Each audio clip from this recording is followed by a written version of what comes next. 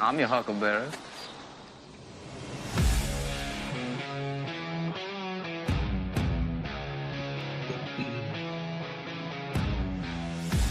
This is the Smoking Guns Podcast.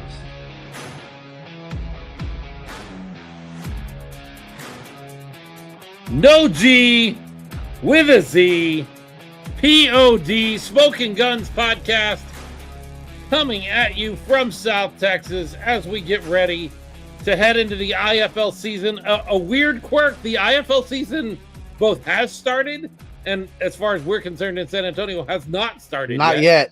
What's going on? We've had one IFL game this weekend on Saturday, another one being played as we talk to you right now. Between Green Bay and Vegas in front of no fans. We'll talk about that in just a second. But the IFL has begun, but for all intents and purposes, the IFL doesn't really start until March 29th when the San Antonio Gunslingers welcome in the Tulsa Oilers into Freeman Coliseum and give them a butt whooping to go back across the Red River with. Can't wait. I am Philip Higginbotham. I'm one of your hosts for the show. I am joined, as always, by my good friends, R.C. Woods. Hello, beautiful people. And Leonardo Yamas. What's up, Smoking Guns Posse?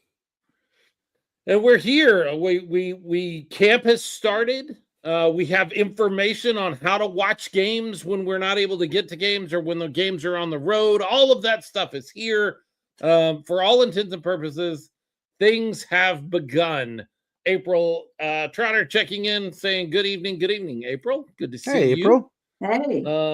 We're playing with some new toys. You're actually going to be able to see comments popping up down on the bottom. I don't have to pull every comment. We'll pull some that we want to talk about so I could talk to April, but you'll also see other comments there pop up. So maybe a little more engagement than you're used to on the show, and we'll enjoy that. Junior. So we are now, like I say, we are in the throes of the IFL season, and we now know exactly where we can watch games at. We talked last time we met about the the Yahoo Sports Network. Mm-hmm. That's going to be really easy to find. You can find that almost anywhere. Your cable service probably, if you have cable, has connection to it. If you don't, it streams online. If you have a Roku, you can get to it through Roku's Live TV. It's everywhere. I looked at it today. You can find it anywhere you want to find it. And those games will be free. When we are on YouTube Sports Network, those games will be free. What we didn't have last time that we get to talk about this time is the IFL has partnered with Overnight, which is spelled a little funny. It's OVERNGHT. I think they dropped the I in Overnight. That's But you'll still weird. find it if you search. Yeah, a little bit. It's a sports streaming service. It does cost. There is a subscription cost, but I got great news for you because they want IFL fans to come check it out. Cool.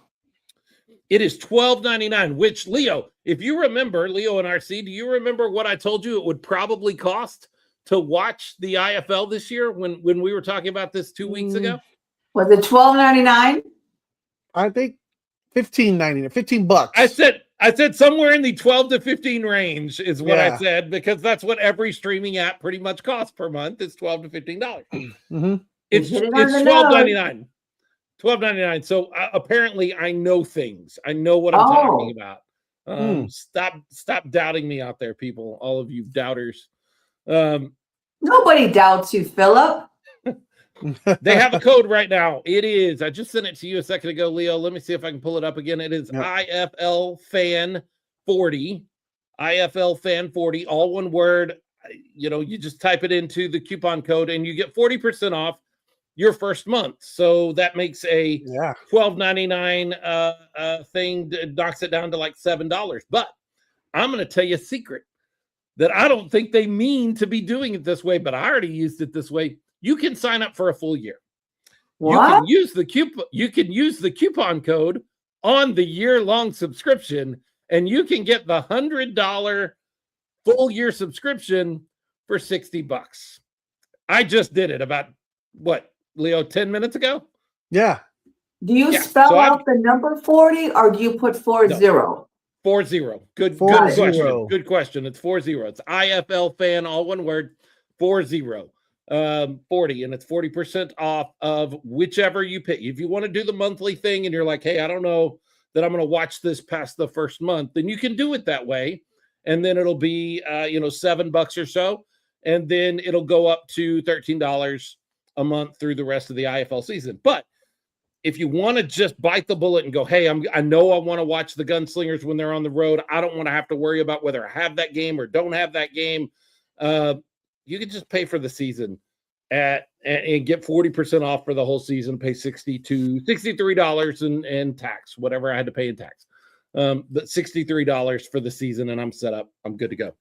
Sounds like a deal. Yeah, it's a heck of a deal. Now, I am a paying customer. As of 10 minutes ago, I am now a paying customer of Overnight. And you know what right that gives me as a paying customer of Overnight, Leo? Tell me. You have the right to complain. You get to complain. This is true. As soon as you're a paying customer, you have the right to complain about whatever you want. Not necessarily going to listen. No, yeah, exactly. I'm paying my money, and so I can complain. And my complaint would be, Overnight is a sports streaming service. That is what they do. They stream sports. They have rowing competitions on there, apparently. They now have the IFL. They have a lot of, sport content on there. They do not have a Roku app. What? We have Roku. What is going on? I mean, look, last year I gave the IFL a hard time all year long because they did not have a Roku app.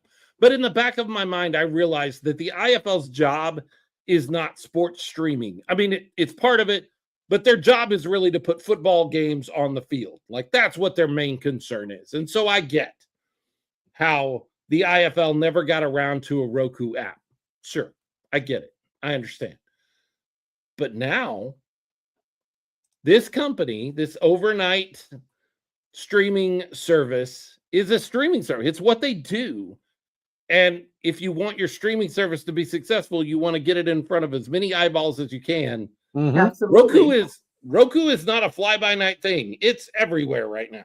Like, everybody has Roku. And if you don't, you should. No, I don't. They don't sponsor the show. No free ads.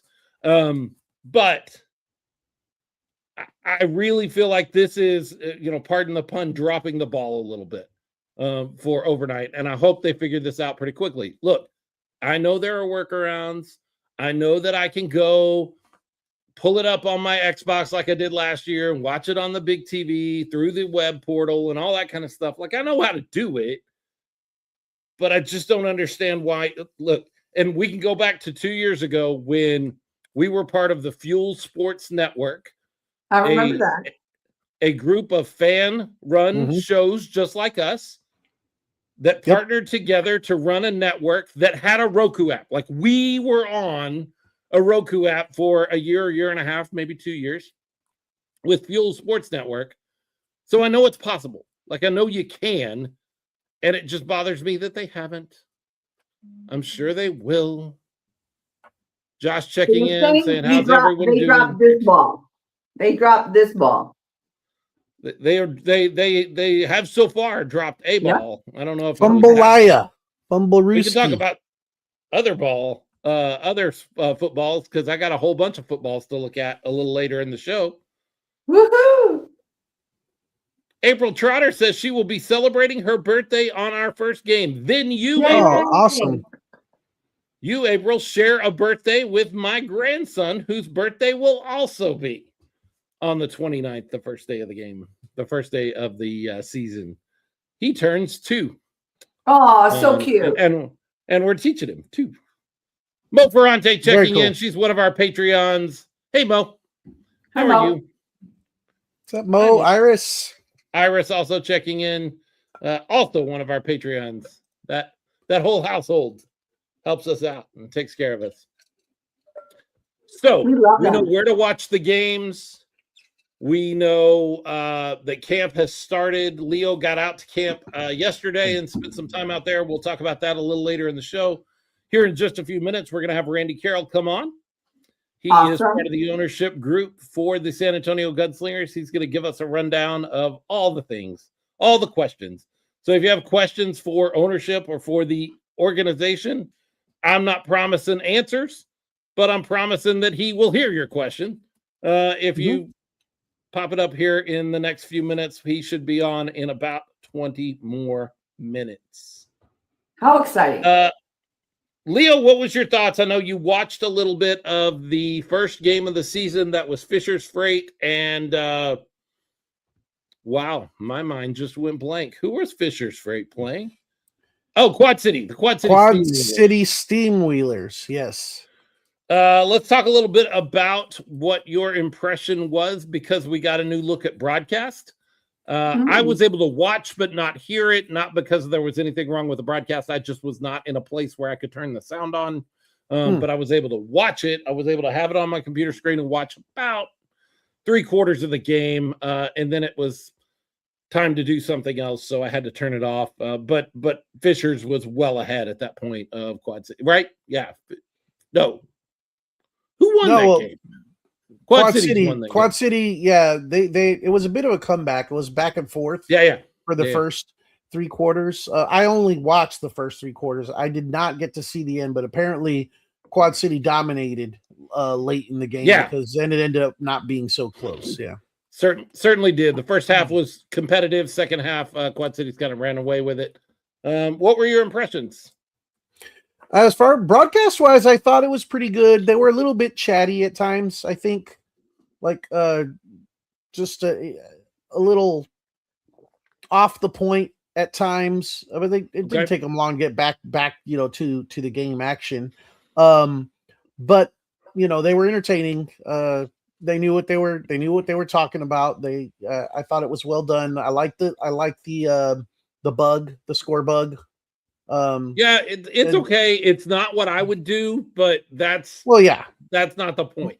It does what it needs to do. It shares the information and it's visible. You can tell. It's definitely visible. Yeah. I didn't really have a problem with it. But I really like the sideline reporting though. That's a nice feature that I had not seen in an IFL game before. Although it was mistimed at least on one occasion that I saw, where the officials were announcing a review and they went to the sideline reporting, I guess, thinking that the review was going to take a little bit longer than it did. And they had the audio of the official giving the result of the review at the same time that the sideline reporter was trying to do her interview with the player. And it was a bit distracting. So, but they'll get that down. But I really liked it, and overall very professional. Yeah. So this was the game that was played on March 14th, right? And it was 27-45? Yes. And so with that spread between the scores, would you say it was a good game? Was it entertaining? Oh, it was definitely a good game for the first 3 quarters. Okay. The first half, first 3 quarters, Quad City just kind of overpowered them at the end and just kind of took control. The score is not really indicative of the game. I don't feel like, because I feel like the game was much more interesting than that. Alex McSwain checking in. He was watching along with the rest of us. He said the IFL players may need some media coaching. They're going to be able to talk the sideline interview thing, which, by the way, is something that we always, this is where you get the benefit of what the IFL is doing this season, because that is something that we always, from the beginning of the Gunslingers, we have tried to work out how to do sideline reporting. We were going to have RC in the first season in the San Antonio Rose Palace. We were going to have RC down on the sidelines talking to players and coaches, but that's a whole technical aspect that makes things difficult. And we always struggled with that. TSP also had some desire to do that, but it just never worked out. It never happened. Now with the IFL taking control of all of the broadcasts across the league, you now have the ability to do sideline reporting the way the big boys do it. And that's fun. That's interesting. It adds more information and more depth to the game, and that's not a bad thing. That's a good thing. I would have loved to do that, and I still would love to do that. Hint, hint, but I know we're a whole new system now that it's probably not going to happen. Probably not. No. Alex McSwain, when we're on commercial break, at least on the Yahoo Sports Network, there is a timer, so you knew how much time before the game came back. That was nice. I know that some of the extended breaks and longer breaks were a little frustrating, apparently, to folks inside the building in Fishers. They had a great crowd in Fishers, by the way. They much did. better than the crowd we're seeing tonight in Green Bay, but that's nobody's fault. That's the fault of the weather. They are playing Green Bay and Vegas. A game that was scheduled for yesterday was then pushed off until today because there was a blizzard coming through Green Bay, and they didn't want people to be stuck out in a blizzard to go to an IFL game. Well, things had not melted much before the game today, so they did not open the arena for fans, but they are playing the game and broadcasting the game. So that is happening as we speak. So Leo, I noticed that the field was like a very light color, almost like a grayish. How does that compare to our beautiful field? That's so colorful. It's every team has their different different colors, and I think the contrast, because this is in Fishers, between that lighter gray and the really kind of in your face blue of their home uniforms, and I think they have like different home uniforms as well. They have like alternates that I know I'd seen before. I think it works, but I will have to say the light color of the field is not really. It's not my. I don't prefer it. I noticed you could see the seams of the pieces of the field a lot more when it's a lighter color like that. So that was a little bit distracting, but it didn't bother me. And I think it probably works well when you're contrasting so much with the uniform that way. But yes, it is a different looking field being that light gray color. And the most important question is, did you see any cheerleaders? How did they look? What was their uniform like? I did not notice the cheerleaders. Yeah. Already starting trouble.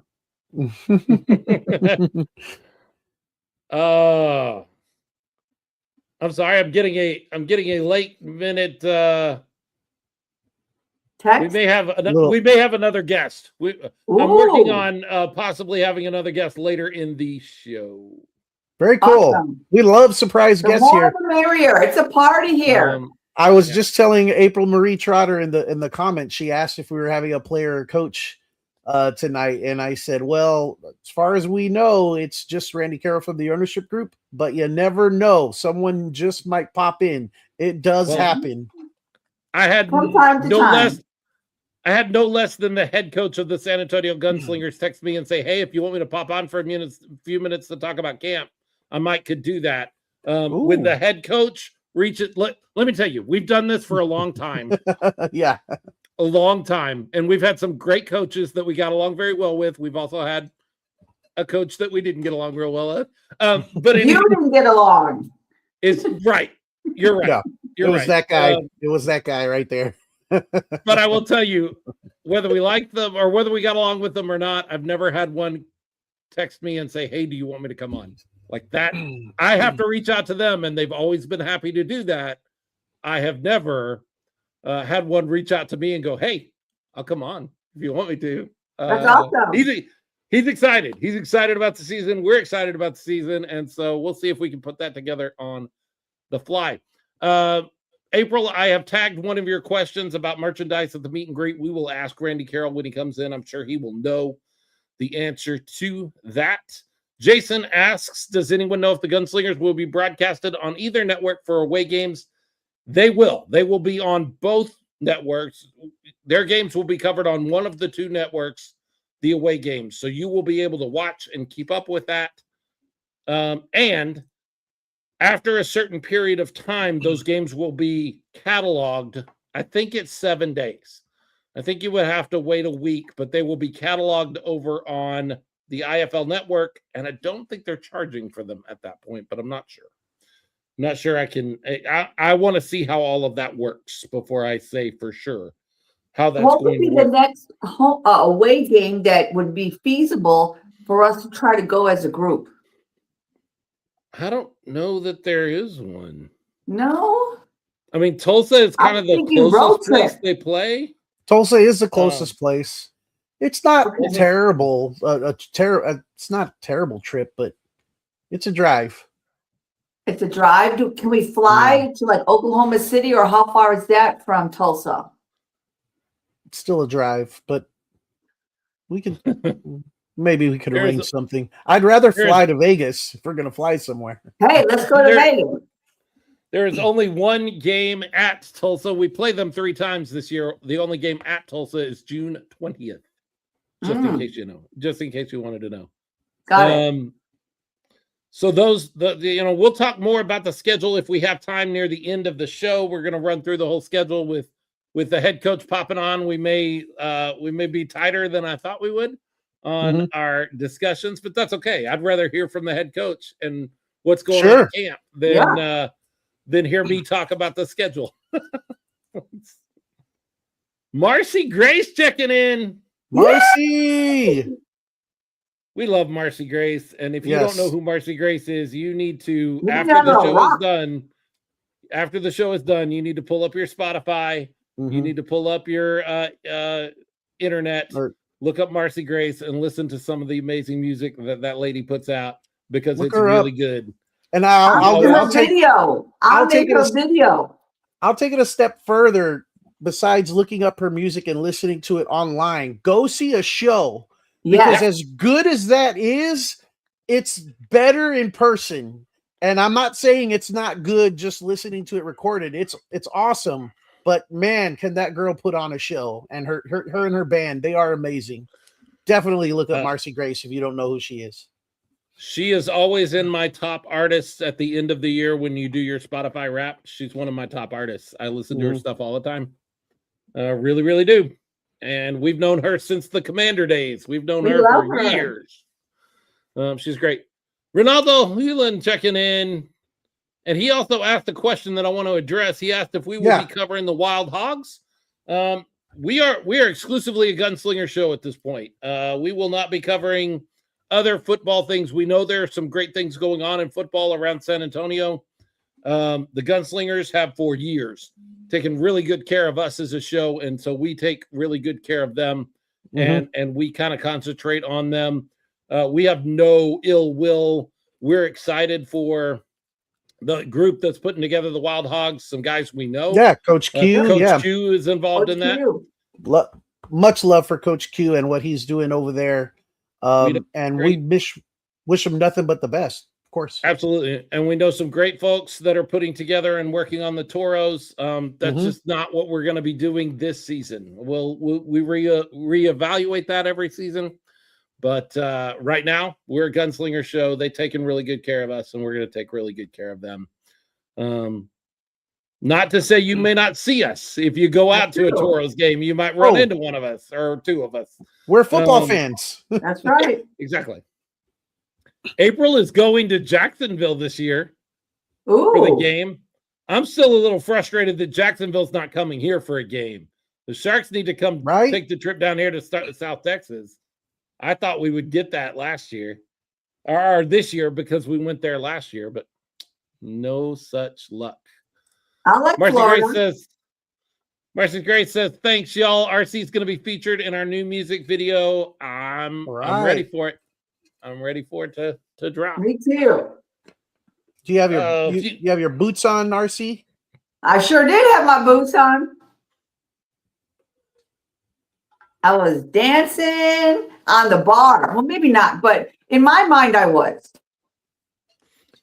James Palmer says, it's okay. We can go win at the tank. That's better. We can go to the Shark Tank and win there instead of, we can. But I want to make them. I want to make the Jacksonville Sharks drive or fly to us, take a butt whooping, and then fly back. Like, I want them to come all this way just to get hurt and be sent back home. I really want that. That's what I want. The Guppies. Come on over. Have some real, South Texas style breakfast tacos. We'll rock your world and then go back over there with the loss. Well, So lots isn't going on. Joaquin from Florida? He might be now that you say that. I think Seems Yes, so. right. he is. He is. Because he had no idea about breakfast tacos. So that's how you don't even want to live in Florida if you don't even know what a breakfast taco is, people. Come on to Texas. What else? I was going to look up the score. I was going to see if I could find an updated score for Green Bay. Are you tracking that, Leah? I am not. Okay. I could check. Let's see. I can find it. I can find it pretty quick. James Palmer says, hopefully no coin flipping. Oh, was that for me? Was that for me? I think he meant in the video, in the music video. Oh yeah, that's true. Hopefully you don't have to flip any coins in the music video there. Well, we can wait on a score. Besides, that won't make any sense to people who are watching, not watching live. They will go, what score? They can go find that information on your own. And if you're really interested, you can go find the score of the Vegas and Green Bay game. Last I saw, Green Bay was up 20-7. But you know what? We got other things to take care of because we are joined now by a member of the Texas Radio Hall of Fame, if I remember correctly. That's right. Part of the ownership group of the San Antonio Gunslingers, Mr. Randy Carroll. Randy, how are you? Yay! Hey, Randy. I'm doing good. You get old like me, and they just start putting you in the Hall of Fames and giving you all these crazy titles and stuff. I think I have more meaningless titles than anybody alive. That's not true. I don't know how meaningless things like Texas Radio Hall of Fame is. You know. Yeah. I'm good. That's great. I'm going to remember that one, Randy. Randy says he's in the Texas Radio Hall of Fame because he got old. I survived. Randy, 30 years. I grew up in North Texas. I didn't grow up down here, but I used to listen to a guy, and I bet when I say this name, this is a guy that you'll know. Every morning on the radio, I listened to a guy named Terry Dorsey. Do you remember Terry? I knew Terry Dorsey. I sure do. In fact, I'll give you a little trivia. If you listen to Terry Dorsey, you probably listen to his sidekick, Hawkeye. I got a real cool story about Hawkeye, but you go ahead. I'll just tell you, Hawkeye's first morning radio job was partnering with me on KJ97 in the 80s. Wow. And he left from there, went to work with Terry. He worked with Terry for years and years. Terry passed away almost a decade ago, I guess. Yeah, it was very sad. Right, not long after he retired. Yeah. Hawkeye's still going strong up in the DFW area. They're on 96.3 KSCS. And I listened to him every morning when I was getting ready for school. That's who I listened to was Terry and Hawkeye. Cool story. Short. I'm going to abbreviate the story, but I won tickets in 1999 to go see the episode 1, Star Wars episode 1 through Terry Dorsey's show. And part of the package that we won, we got to have dinner at the Rainforest Cafe with Hawkeye. So I met Hawkeye and had dinner with Hawkeye before we went and saw the movie. So I love it. Yeah, he's a longtime friend. In fact, he and I are both in the Country Radio Hall of Fame in Nashville, and I got to do his induction speech when went in just a few years ago. Yeah, so we've known each other and been friends for many, many years. Wonderful history. Well, we're not here to talk about country radio, although I could. I could absolutely turn this into a whole country radio segment. We're here to talk about the Gunslingers.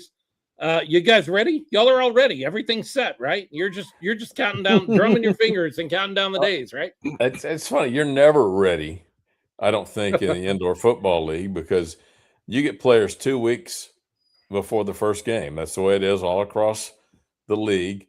So you've got a week of what we call camp, and then you make your cuts, and that's your team going into that first game 1 week later. So you're obviously looking for quick starters, guys who can learn fast, and I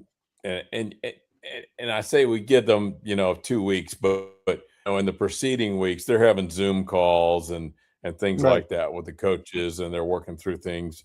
So they're a little prep before they get there to camp, but it's yeah, I think we're ready.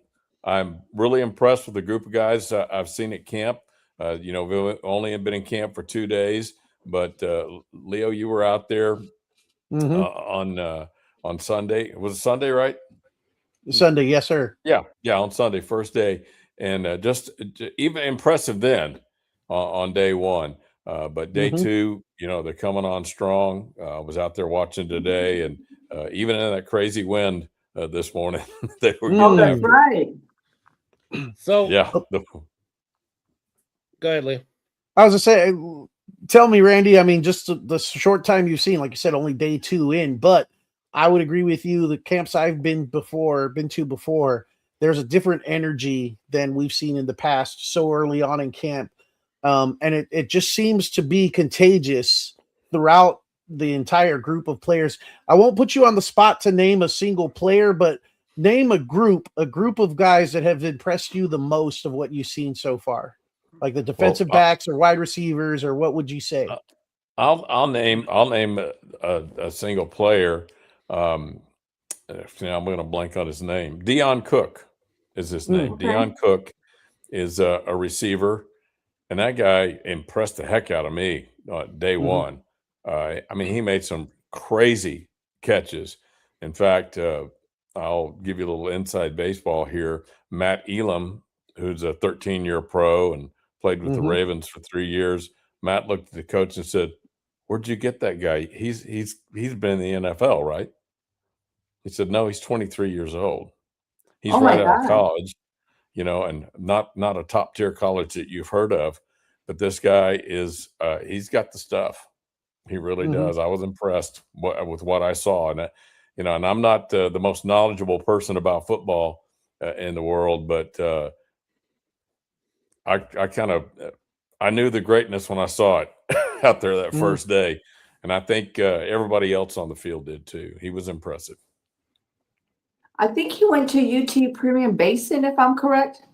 That's probably correct. I think Yeah. that's probably right. Yeah, Leo and I were laughing about that. We were actually we were told, I was told that he was somebody to watch by somebody else that has been out and around camp. Told me this is a guy to watch for, and I mentioned that to Leo earlier, and we saw him pop up UTPB, UT Peanut Butter. Yeah. Out there at Permian Basin. No, that was the guy that made that one-handed catch, right? On the one play where you kind of, I think we were standing next to each other. It was a pretty, yeah. That's probably Dion. Yeah, he's just very guy's impressive. got great hands and great skills, and even in the middle of a crowd, he somehow has got the glue on his hands and gets the ball. Just a little bit that I watched, I was duly impressed. But I think the hardest job we're going to have at camp this year, the coaches, is figuring out who to cut, because I think they brought a lot of depth in the players that they've signed and brought into camp. So that's going to be the hardest part, is figuring out who you're going to let go. Yeah. Good problem. Yes, I have a question. In a roundabout way, do you see any familiar faces from last year? Well, we got Christoph Page is back at camp. Joaquin Colazo. Yes. I always tease Joaquin and tell him, man, you've got a first and last name that people will mess up. I always call him Joaquin and things like that, just because he's used to people messing up his name. But Joaquin is back competing for quarterback. We got 4 quarterbacks in camp competing. Joaquin's looking good. Another guy, Fred Payton Jr., is in there, and I was impressed with what he was doing out there. I let the coaches make those calls, because they're going to have to be with them all season. But those 2 guys were looking great. Everybody's looking good out there, and I love the fact that they compete so hard. It's just fun to, you talk about that energy, and I think where a lot of that energy comes from, Leo, is these guys are fighting for a spot. They love this game. They're fighting for a spot to play it. They're trying to impress the coaches. They're trying to impress the brothers around them out there on that football field, and that it makes for a fun, energetic time. Even in Alex, cold weather. Alex McSwain brings up that there will be another returning face, Leo's second favorite gunslinger. Who is that, Leo? Tyler Huddle. Tyler Huddle. Sticker kicker. Sticker He's kicker. definitely there. Yeah, he's Tyler's there. Yep. Randy, a couple of weeks ago, we had head coach Jonathan Bain on the show, and I asked him a couple of questions on the organizational level. I want to kind of ask you the same questions because you've been involved for over a year now. What will be different about Gunslinger football and the experience as we move into the 2026 season? Well, I think we have made a shift, definitely in the way we're doing things. We've hired, in my opinion, younger, hungrier coaches. Okay. Who are hiring younger, hungrier players. I feel like sometimes some of the coaching has gotten a little stale in the league, and you end up with the same coaches bouncing around from team to team. And I feel like the coaches that we have hired aren't afraid to coach. They look for character, they look for talent, and they're not afraid to coach them up. They're not just going to sit back on their laurels and bring in enough veterans that they can hide on injured reserve and slip in and out as they need because they don't have to coach them up. That's just my view on it. I could be completely wrong, but I think it could be a good thing for the league if we do well this season. Maybe the rest of the league takes note, and it maybe bring some change to our league. I think the changes in the league that we have seen are good. I think the league is making some moves with these national media deals that we're hoping is going to bring us the prominence that we deserve, and it's our job to go out there and put on a good product for people that watch not only on TV but in the stands as well. Great. The other side of that question is, what will be the same about the Gunslinger football experience in 2026? What will be? Well, it's going to be exciting and fun, and I think the product that you're going to get when you come into the arena, you're going to have a good time whether we win or lose. I think that's the part that's going to be the same. You're going to have fun. You're not going to walk away and go, well, that was a waste of money. I can't see that happening. No. Yeah, I don't think I've ever felt that way. You talked a little bit about the media deals, and now that we've been able to see them in action, we saw Yahoo Sports on Saturday. We're seeing Overnight and how that's working today, actually right now as we speak. From your perspective, because I know that you were part of the conversations that happened on the league level all the way through this. How do you feel like this shift in broadcasting specifically? We talked last time we met a couple of weeks ago. We're going to lose a little bit of our local flavor because it's a homogenized product. It's something that they're kind of leveling out the playing field all the way across the board, but we get some things back in this transaction as well. So we lose a little bit of our own control, but we're going to get some things too. How do you feel like it's going? It's one game basically, or 1.5 now. Right. It's hard to say. I think anything's going to be a net positive for our team and for the league. Just a chance for more eyeballs and more promotion about indoor football. And I think that can only, help all the rising tide's going to raise all the boats. And that's kind of the way I feel about it. And so, we lose a little of the local flavor, but hopefully we spice it up with that team that we put on the field, and Right. that makes the difference. Now, I know Couple this is a season 5, and I still am so surprised when people say, "Oh, I didn't know we had an arena football team." So, what can we do as a podcast, and what can we do as fans to help the team to get the word out about this great product that we have? Well, it's all about butts and seats. So I think Mhm. we have a great product. The issue is getting people to try the product. And I feel like, I've talked to some people at our booth at the rodeo this year. They were like, man, we got season tickets to this team and we got the shirts, and then they went away. We got season tickets to the Brahmas. We Mhm. got the shirts, Mhm. and they went away.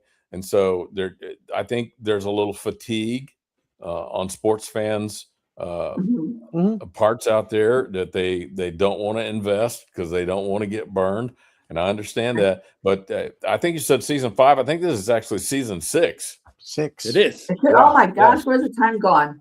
Yeah, so we're sticking around. We want you to come out and try this product. I'll give you a quick deal that we're doing here. My wife came up with an idea, an initiative called Gunslingers Give, where we're partnering with local schools like the booster clubs. In fact, if you got somebody watching here, you're a member of a booster club or a PTA or anything like that, and you're trying to raise money, what do you typically do when you're trying to raise money? You're going out and you're selling popcorn and you're selling candy. Mhm. Well, she Yep. came up with the idea. She said, why don't we sell a fun family experience? And so we're partnering with these schools and these booster clubs, and Mhm. they sell our tickets in a very simple platform that we have set up. And then they get back as much as $15 per ticket that they sell. And it's a discounted ticket to begin with. So they'll get back $15 per ticket, as much as $15 per ticket on every ticket they sell that goes to their club. And it's a very simple process. It's just as simple as them sharing an email and the person going, Mhm. oh, I'll go check that, click, boom, boom. They get to give back right to the school or the booster club or whatever that they're doing. If you're interested in that, you can reach out to me, Randy at sagunslingers.com, or my wife, Robin at sagunslingers.com.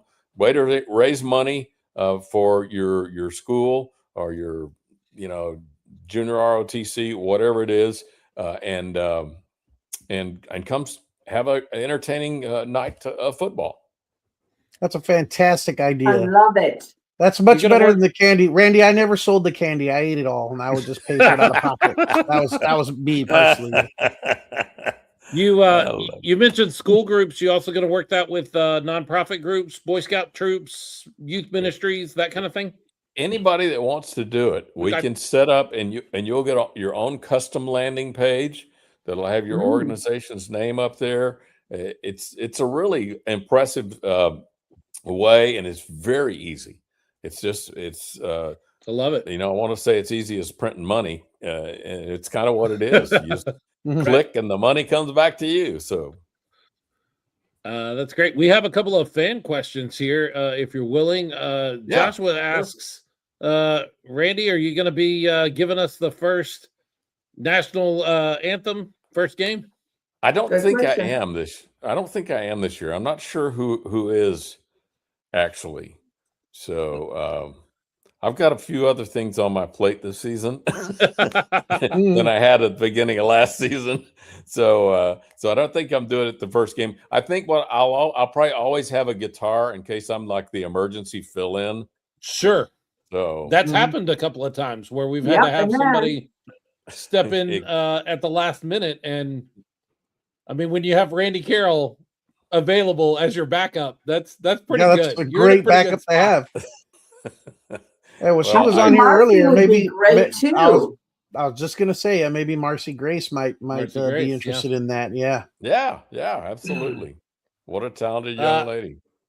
Alex McSwain asks, are we going to see Randy be interviewed on the sideline pre or post game in the broadcast there? I don't think so. Typically, those I think those broadcast sideline interviews are going to be the coaches.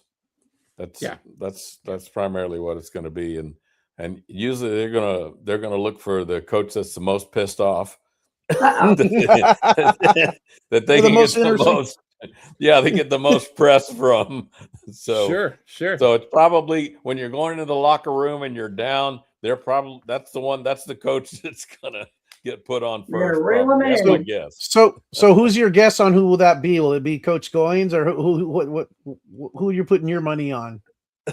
The coach that's going to be the most pissed off, or Yes, Yeah. yes. Yeah, on the 29th. That's what we want to know. well, on the 29th, I'm hoping every time they go into the locker room, whether it's the end of a quarter or whatever it is, I'm hoping they're interviewing the other team. No, I'm there you hoping go. that the Tulsa team is got the pissed off people. That's what. Good April answer. Trotter asked, will there be merchandise for sale at the meet and greet this Saturday, which gives us a great opportunity to talk a little bit about the meet and greet this Saturday that you guys have scheduled. That's right. Meet the Team is going to be at Dick's House of Sports. And if you've never seen Dick's House of Sports, it's like a Dick's Sporting Goods store, only it's got a cool outdoor facility where you can go do all kinds of things, all kinds of activities, a rock climbing wall and things like that. So if you when you were a kid and you got new tennis shoes, you wanted to see if you could run faster and jump higher.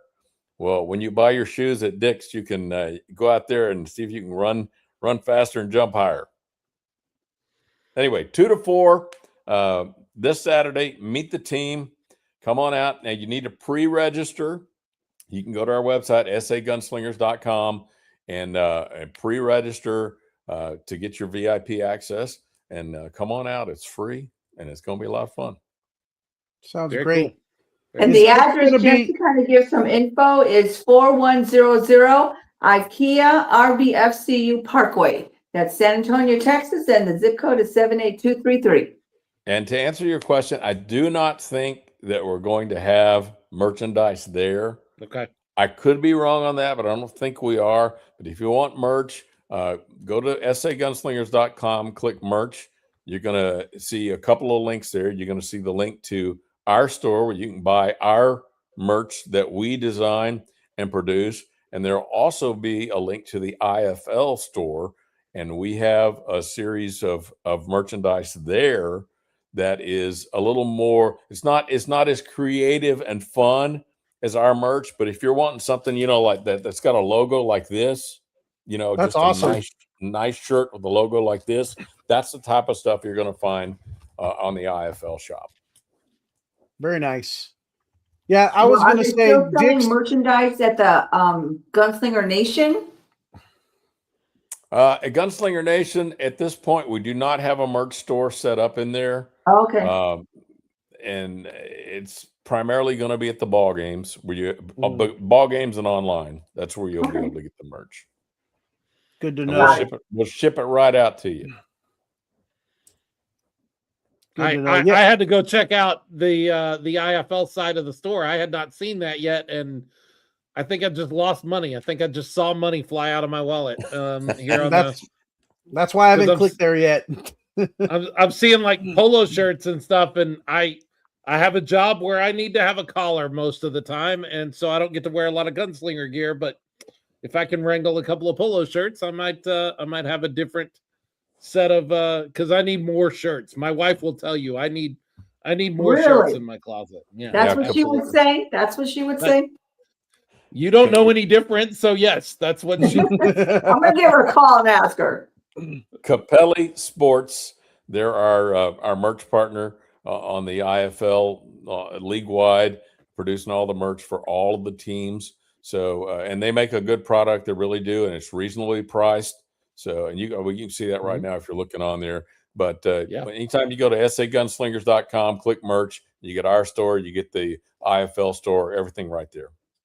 Very cool. Very cool. Speaking of gunslinger merch and related to it, as far as gunslinger designs, somebody mentioned the fact on a little promo from training camp where there was a shot of a helmet. It was the only helmet out there that had any kind of decals on it, but there was something a little bit different than what we're used to seeing on the Gunslingers helmets of the past, particularly with the center stripe. Is there anything in the works that you know of, Randy, as far as the helmets go, or the design of the uniforms that fans might be seeing a change? Well, yeah, there's some adjustments on the helmet. I won't Mhm. go into the details of that, but you'll Okay. see it as we go along, especially on that first game. You'll notice that. And most of the practice helmets out there, they're not, Right. they're not tricked out yet for the first game. So you will see that coming soon. Sounds exciting. It is exciting. I'm ready to play ball, or at least stand back and watch it. I don't want to get out there with the big boys. No, and there's some big boys this season, let me tell you. Yes, they are. I now, if I need bodyguards, I've got it covered for sure. There you go. You got that. First game is there on March 29th. What's the theme? I know you guys like to run theme nights. What is the theme night for the 29th? Theme night is mascot night. We're introducing our new mascot. Yay! Yeah, brand new mascot going to be coming, and that's the theme that night. And just you have to come out and see. You got to be there. I was waiting for a call and I never got one, so I'm going to assume they passed me up as being the mascot. Yeah, it's going to be fun. I'll just leave it at that. Come on out, bring the kids. They'll love it. They'll take pictures, and it'll be a big time. Good to hear. Well, I usually end this sort of time with ownership saying, "Hey, what can we do? How can we help?" I think we already asked that question once. I am popping up in the corner of everybody's screen, if you're watching live, a QR code that will take you right to the tickets for the San Antonio Gunslingers, so that you can go ahead and lock in either your season tickets or a package, or if you're just a single game ticket kind of person, you can do that there too. But that'll take you directly to it. If you're watching us either live or you're watching after the fact, you can jump on their site and grab those tickets, or you can just go to sagunslingers.com and you'll see the tickets tab there. Randy, we're excited for a new season. We're excited to get started. We're in this really weird sort of period here for the next 2 weeks where the IFL has started, but it doesn't really matter. There are football games going on, but who cares? Things don't really get started until the Gunslingers take the field on the 29th. That's right. We're excited about it. I'm excited to see how these players come out of camp. What I've seen so far the first 2 days, I think we're going to be very competitive this season. I really do. Very cool. Very cool. Randy, awesome. thank you so much for taking some time. Practice, right? That's right. Come on. Love it. What time? When do they normally practice for folks that want to try to get out there and catch it? Well, we're doing early practices, 7 a.m. We're going to be hitting the field 7 a.m. It depending on, I don't know how exactly the schedule at camp, because depending on what's going on, they might have a meeting at the 7 o'clock hour before they hit the field. But I'd say if you come out around 8:30, you can hang out there and watch and just check it out. It's exciting. Randy, yeah, Leo got a chance to do that on Sunday and ran into you there. Yes. And we're excited. We're excited to get started. He's Randy Carroll. He's Vice President of San Antonio Gunslingers, part of the ownership group. Randy, thanks for taking some time. We're going to let you get on with the rest of your night, and we're going to keep talking about Gunslingers. And I think Coach Bain is going to join us here in a few minutes. So, well, thank you guys. I appreciate all you do. Guns up. Thank you, Randy. Guns up. Guns up, baby. And Randy just Carroll. I'm sorry. Go ahead. I was going to just give the address to the Gunslinger Nation for maybe we have any new fans watching. So the address is 9450 Northeast Loop 410. Again, San Antonio, Texas. Zip code is 78219. It's right off the access road. Easy to see. Oh, yeah. Absolutely. Randy Carroll, That's fun. That's fun to have him on. I love that he is part of the group. We're going to leave that QR code up there for a few minutes because I know that folks, QR codes are fun. You can just point your phone at it and it'll take you right to it. It's almost like a transport device. Like what is that? What am I blanking on, Leo? What's the Star Trek thing? The beam me up, Scotty. Yeah. That thing. Yeah, it's almost like that. That thing, whatever that is, it's almost like QR codes are almost like that. I love a QR code on an ad or something where I can just point my phone at the screen, click on the screen, and I can go. I don't have to look for it. I don't have to type in the address and get it right. I don't have to do any of that. I appreciate that. Oh, let's go back to this. This is a better look for us, and we can add our comments back in for a few minutes. Hey, Cody Brooks checking in. Cody. Portal. That's a word. April's got a word. Portal. It's not the word I was looking for. Warp? Is it warp? No, it's not warp. Warp. It rips you up into little tiny molecules, and then you're just hoping it puts you back together on the other side. Exactly. Yeah. No. Like in the movie Fly? Yes. Transport. Yes, exactly like the movie. Transport is not the word I'm looking for. Somebody will correct us here in a minute. Just as an update, no, I can't give you an update right now because they don't have the score bug up because there was just a kickoff because Vegas just scored. It's 30-28 in Green Bay right now. Ooh, got close. That's a close game. They are in the fourth quarter, just started the fourth quarter. Green Bay has the ball. They are up 30-28 right now. I looked it up on trusty Google, by the way, and it is simply just called the transporter. The transporter? Okay. Yeah. Or the matter energy converter. Teleportation. There we go. I'm thinking of teleportation. And that's what a QR code is, which is sad that we spent that much time talking about QR codes. But hey, three of us to come up with it. There's a QR code over there next to Leo. You can click on that. Yep. It's right there next to Leo. You can click on that. It'll take you right to tickets. And you can sign up or you can go ahead and get your tickets for a single game or for the season as we get ready for March 29th. What did Randy say? Or what did you hear from Randy that got you excited, guys? I like that fundraising opportunity. I think very cool. Getting the community involved, getting school involved, non-for-profit, Boy Scout, Girl Scouts, that it's open to anyone. And it's fundraisers get to a point where they're just not overrated, but they're oversaturated. Nobody wants any more popcorn. Nobody wants any more cookies. Nobody wants any more poinsettias during the holidays. This is exciting. This is new. This is an opportunity to bring the community together. So that's what I love.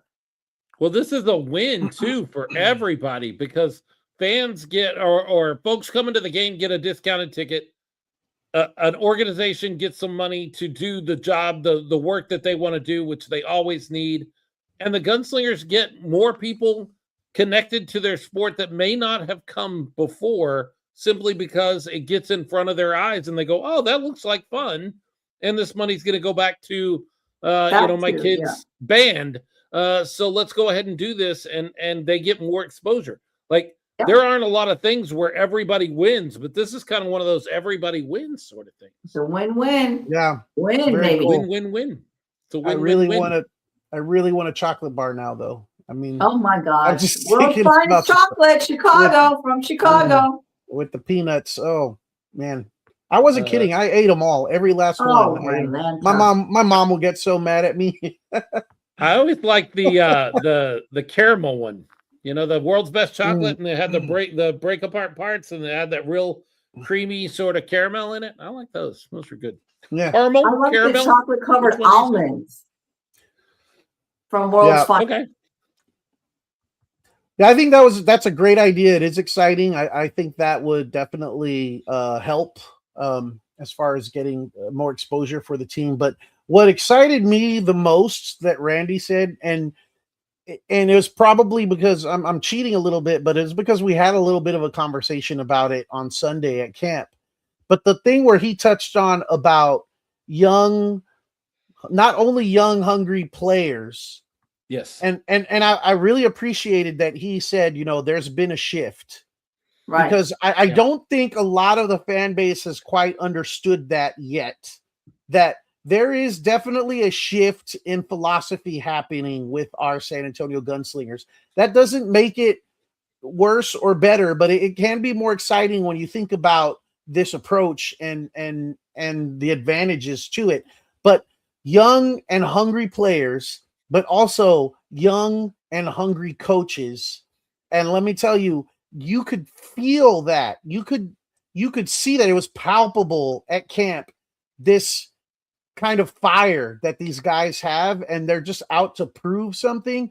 And more so than that, there's this kind of culture that's being kind of birthed there, that as you're going along and trying to shine your brightest and be your best, because you want to impress, like he said, your brothers out on the field. I love that he said that, because that's exactly what it felt like. On day one, which is what was exciting.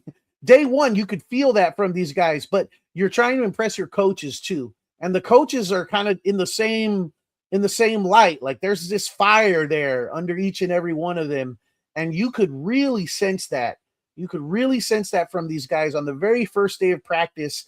My only regret is, I couldn't go to the one today, and a Sunday was the first day of practice, and they kind of took it a little easy on them, or they were doing more. They had a surprise fitness test, by the way. Not all the players were exactly happy about this, but they did fine for the most part.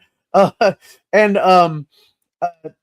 they took it. They did one-on-ones, and they did some like what you would typically call 7-on-7s when it's the full field, but it's not the full field, so it's not 7-on-7. I think it was like 5-on-5 or 4-on-4. But you could see a lot of energy there, and these guys kind of holding each other accountable and trying to pick each other up and lift each other up when you maybe didn't do so well on a play, or really celebrating when you did. And it wasn't just like one or two guys. It was like everybody, like the entire unit. If a defensive back made a play, all the defensive backs were just going crazy. If wide receiver made a play, all the wide receivers and the quarterbacks were going crazy. It was just a lot of energy and a lot of fun. These guys are there and they're having fun, and it was cool to see, especially impressive for it being the first day of practice. But they weren't wearing pads. I digress a little bit. That was my point. My one regret was I would love to have seen this with pads on, which they had this morning, and I didn't get to see that. But all indications that I've heard today was just like yesterday, even more so. Well, you told me a story before we got on about a defensive back that had an issue, got beat on a play, and you saw something pretty impressive. We don't have to mention him because he does not come out to as the hero of this story, but you can tell maybe what happened with him after he got beat on a play. Yeah, he got beat. He got beat on a play, and the receiver was caught the pass and was very obviously going to score after the defensive back got beat, and the defensive back kind of pulled up and pulled off the play to him. Visually you could tell play was over. He's like, he's going to score. So he kind of held up. He stopped. He didn't play through it. He didn't keep going. And the defensive back group, that whole sideline on that other side, I don't know if it was all defensive backs. I know they were all there, but there may have been some others. They just jumped on him. And as far as like, you don't ever quit on a play. Like, no, that's not what we do. That's not how you approach this. They wanted him to keep playing through, because you never know what might happen. And something happened later on in the practice, exact same situation. A defensive back got beat on a short pass. The wide receiver bobbled the ball, and even though he had been beaten, he was trailing, and he happened to be in the perfect position with the bobble. The ball goes up in the air, it comes down in his hands. The next thing he knows, he's got an INT and he's running the other way. And they're like, that's why you don't quit on any play. That's why even if you're beaten, you're beat, you don't stop. You keep going, because you never know what's going to happen, further along down that play. You don't stop. and that's like I like have that accountability and that energy with each other. Is like that was really cool to see and hear about. I was super impressed with the way Randy Carroll said something about hiring young coaches. I really was excited about that. But he mentioned it seems like our coaching may have gotten a little stale. And I think that's as close as a classy guy like Randy Carroll is ever going to get to saying, we had a problem and I think we fixed it. I think we had an issue last season that has changed. Because I asked him what would be different, and he said, we've hired some young coaches who are hungry, and our coaching may have gotten a little stale. I could not agree more. I think I've made that pretty plain over the past season, that I thought things were not the way they should be and were a little stale as we started last season, and that just kind of carried through the whole season. So I'm very excited to see, even if it just doesn't work, something new is preferable to me than trying to do the same old thing, hire the same old players, bring in the same big names. April brings up a great point. We were very predictable last season. We kind of always have been. That has been a gripe I've heard from fans throughout the Gunslingers' existence is, I can call the play from the stand, and if I can do that, their coaches can do that. I hope we see something a little different. I think we will see something a little different. Young guys, the great thing about young guys is they don't know what they can't do. That's true. And so they try all kinds of things. They try things and some of them don't work, but some of them do. And other people go, you can't do it that way. I did, and it worked. Right. Why can't I do it that way? Well, I know that experience comes from older coaches, but there's also character that really that trumps, I think, experience. And I think that's what we're going to see this season. A lot of good character. Yeah, absolutely. Yep. Well, I'll tell you, Matt Elam talking about character and strengths. That guy, that dude is he's impressive.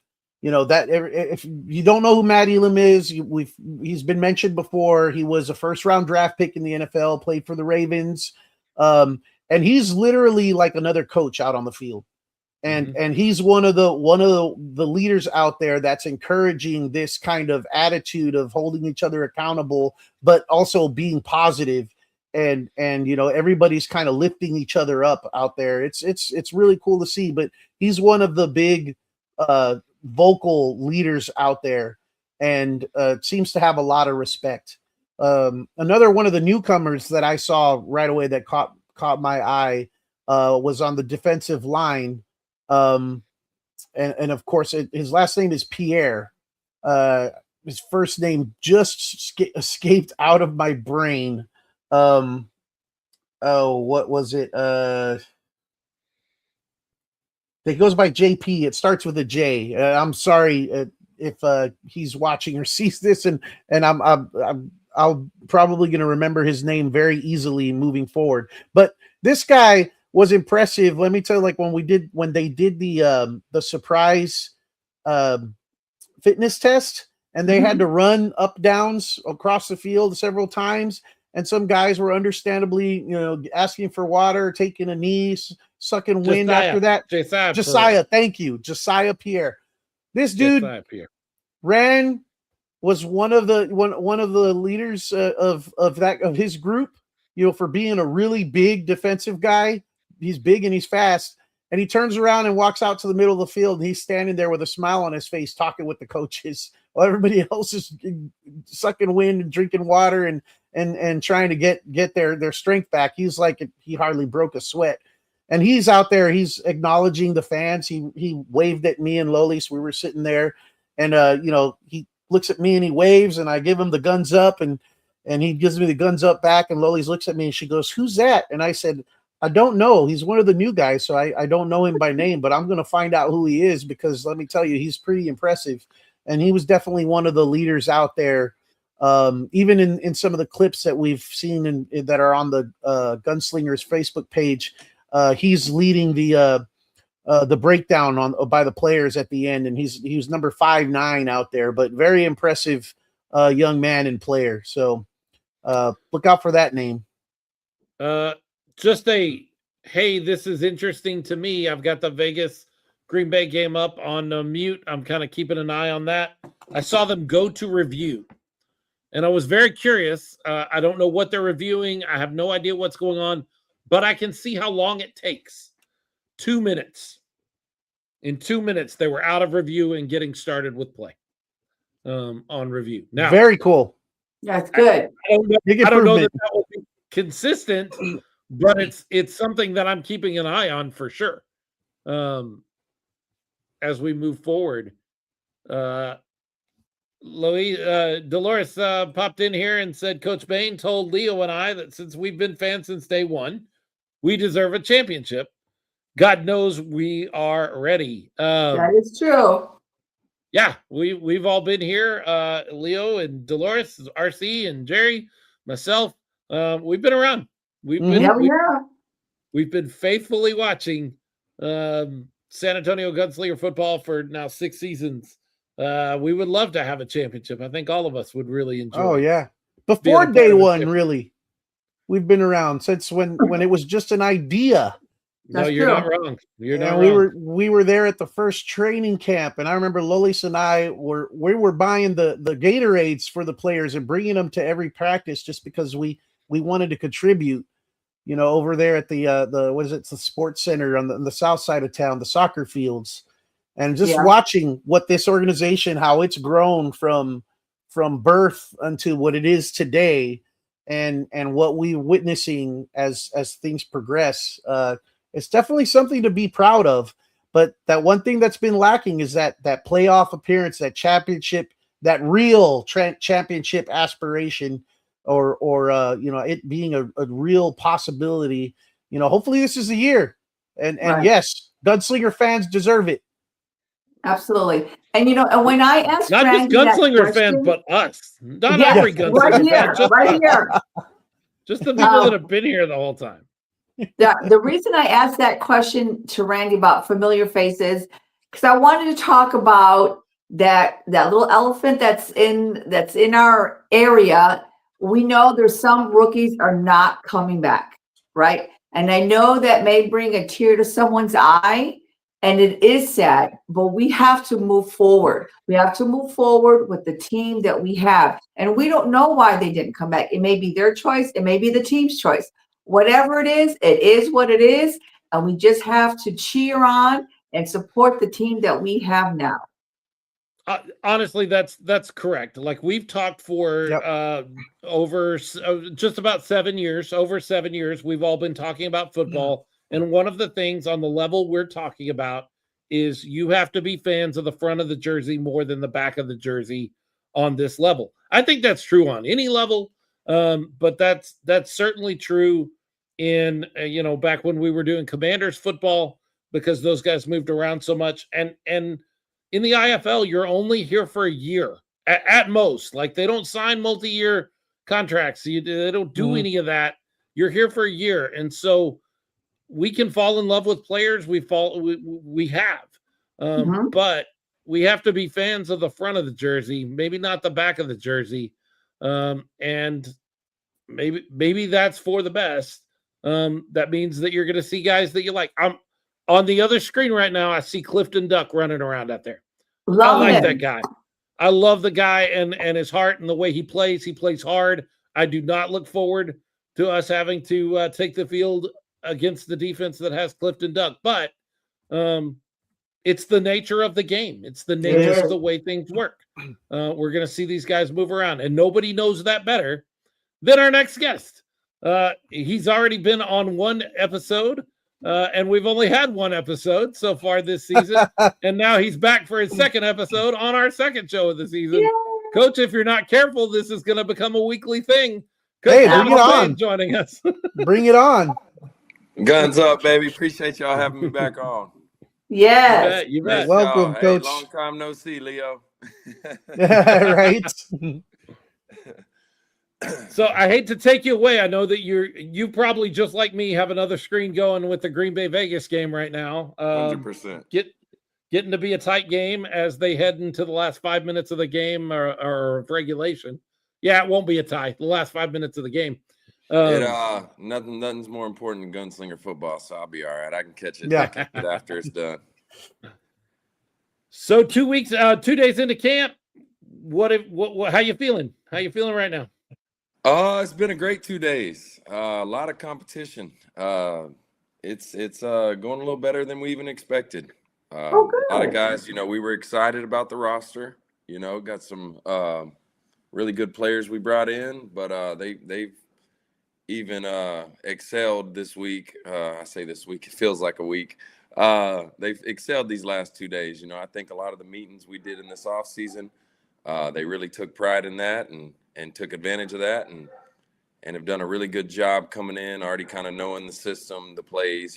We were really big on preaching, just knowing where to line up, right? Football's alignment, assignment, and then execution.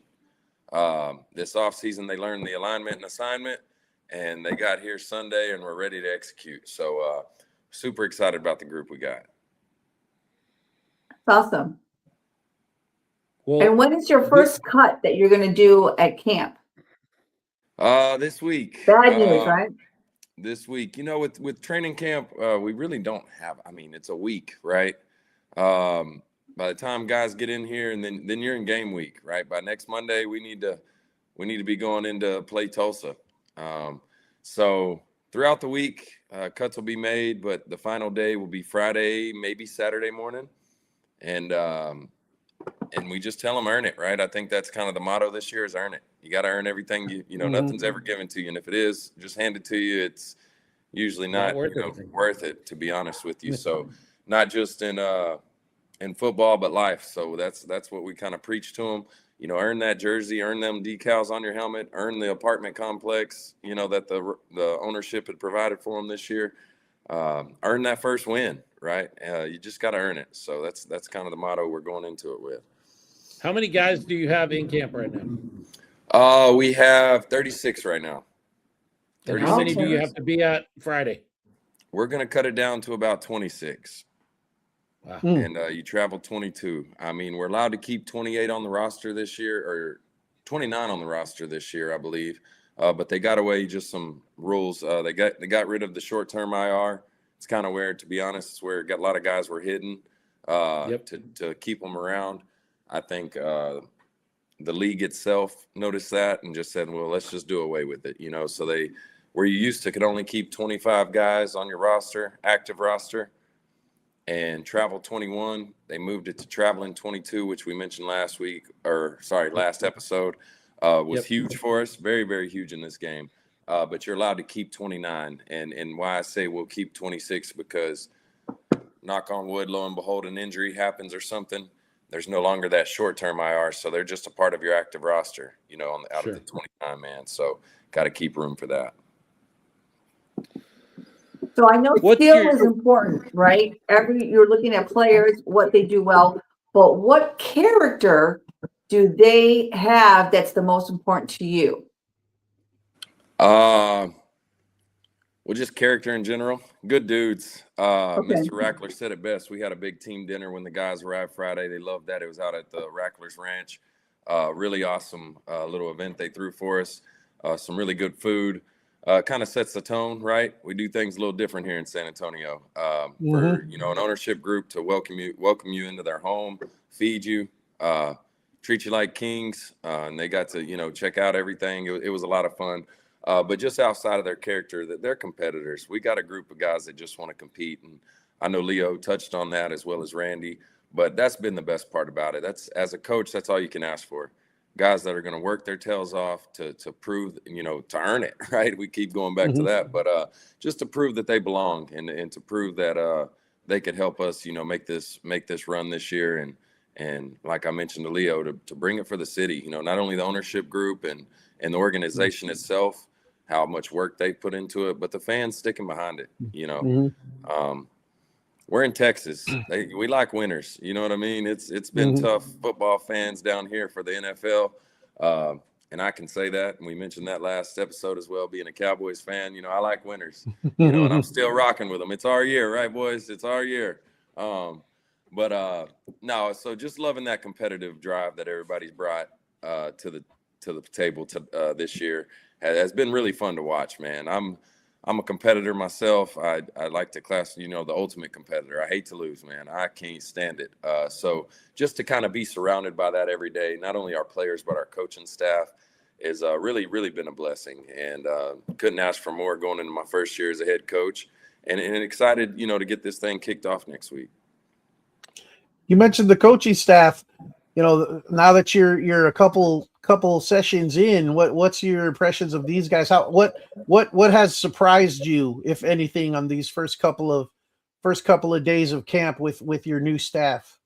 I don't even want to say surprised, right? Just being that how it worked out, just the relationship I had with these guys. These were teammates of mine, right? 3 of them were teammates of mine just a few years ago, right? In 2021, we're with the Frisco Fighters.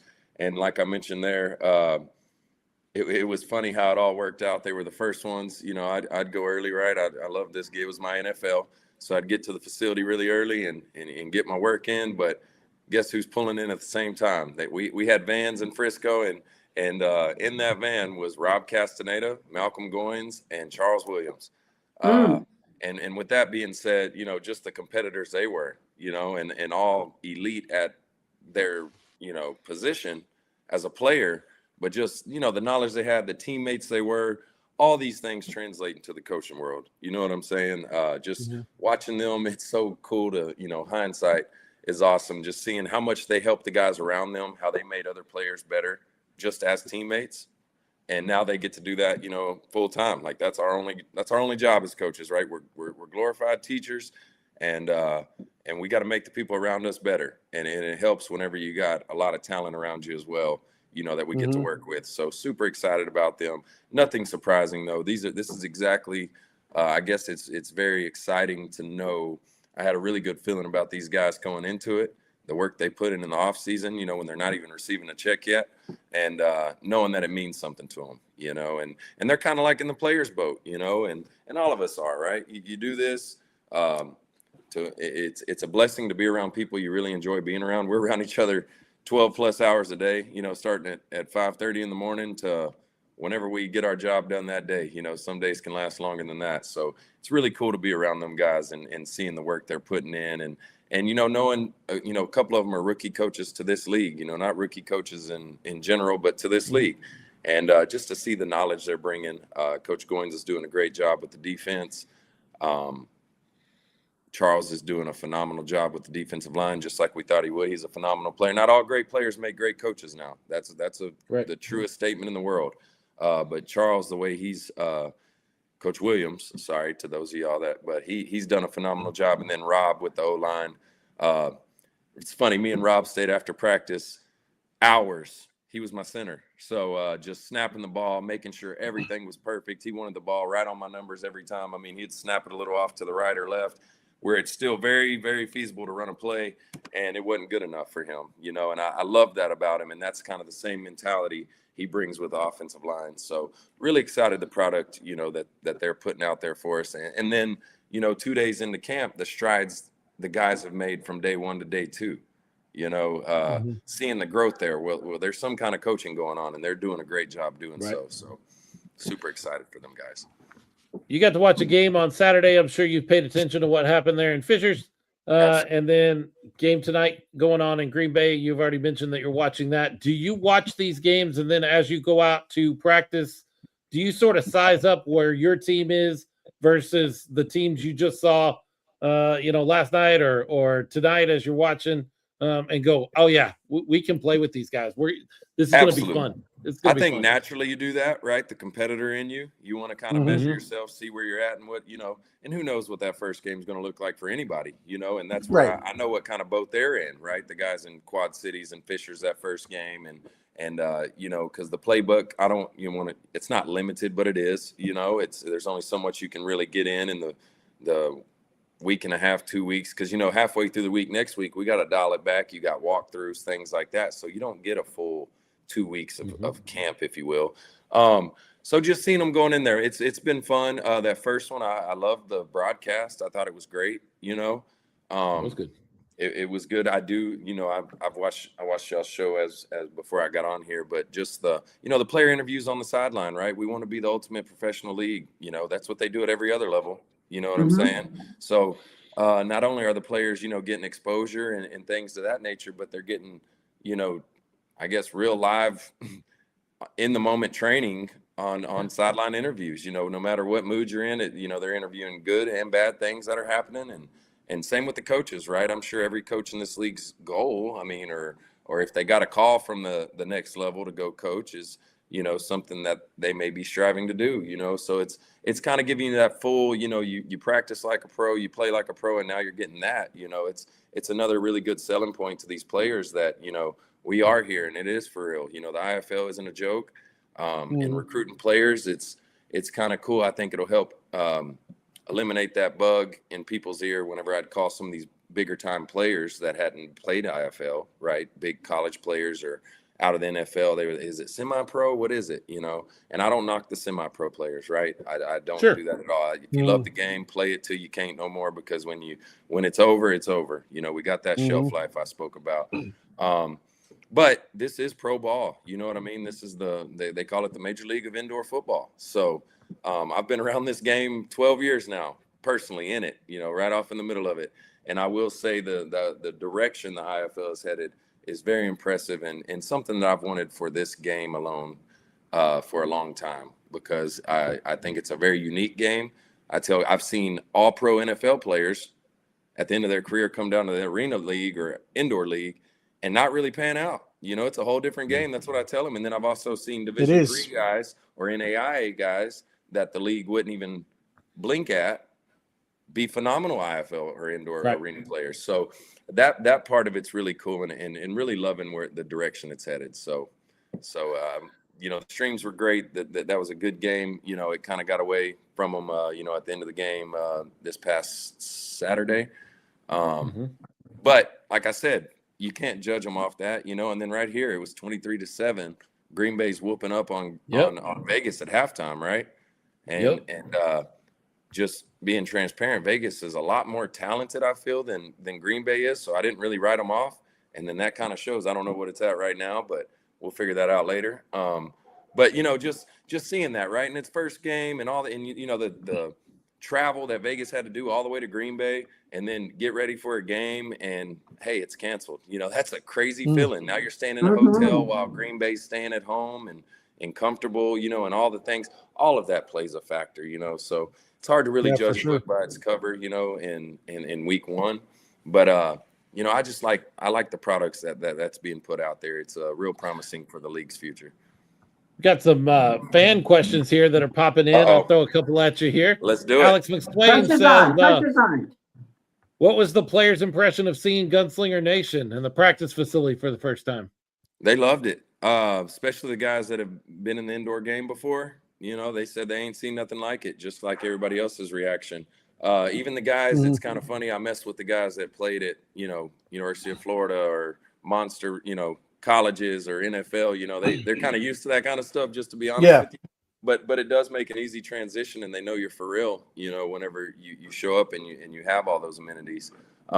So all the guys were super excited about it, kind of like my first view, right? I've told you I played in every arena league there is, from the AFL back in the day when it was kind of popping and going, and we were on TV, to the NAL, to the IFL, to the, I've done it. I played in all of them. And when I pulled up here, I was like, oh my gosh, this is a player's dream. It really is, just to have everything on site, and to have the ownership group behind it as much as they are. And they're showing they're not going anywhere. They could have pulled out at any moment. They don't do this to, for an income to get rich off of. They do this because they love the city of San Antonio. They want to provide a awesome experience for the people of San Antonio. And that's why I mentioned that to you, Leo, the fans like yourself, this podcast, and just everybody that's been behind this team, just as much as the organization deserves it, y'all deserve a championship. And I promise you that's the mentality we're taking into this, and and hoping we can deliver for you. We do it for the ones that believe in us. I preach that every day.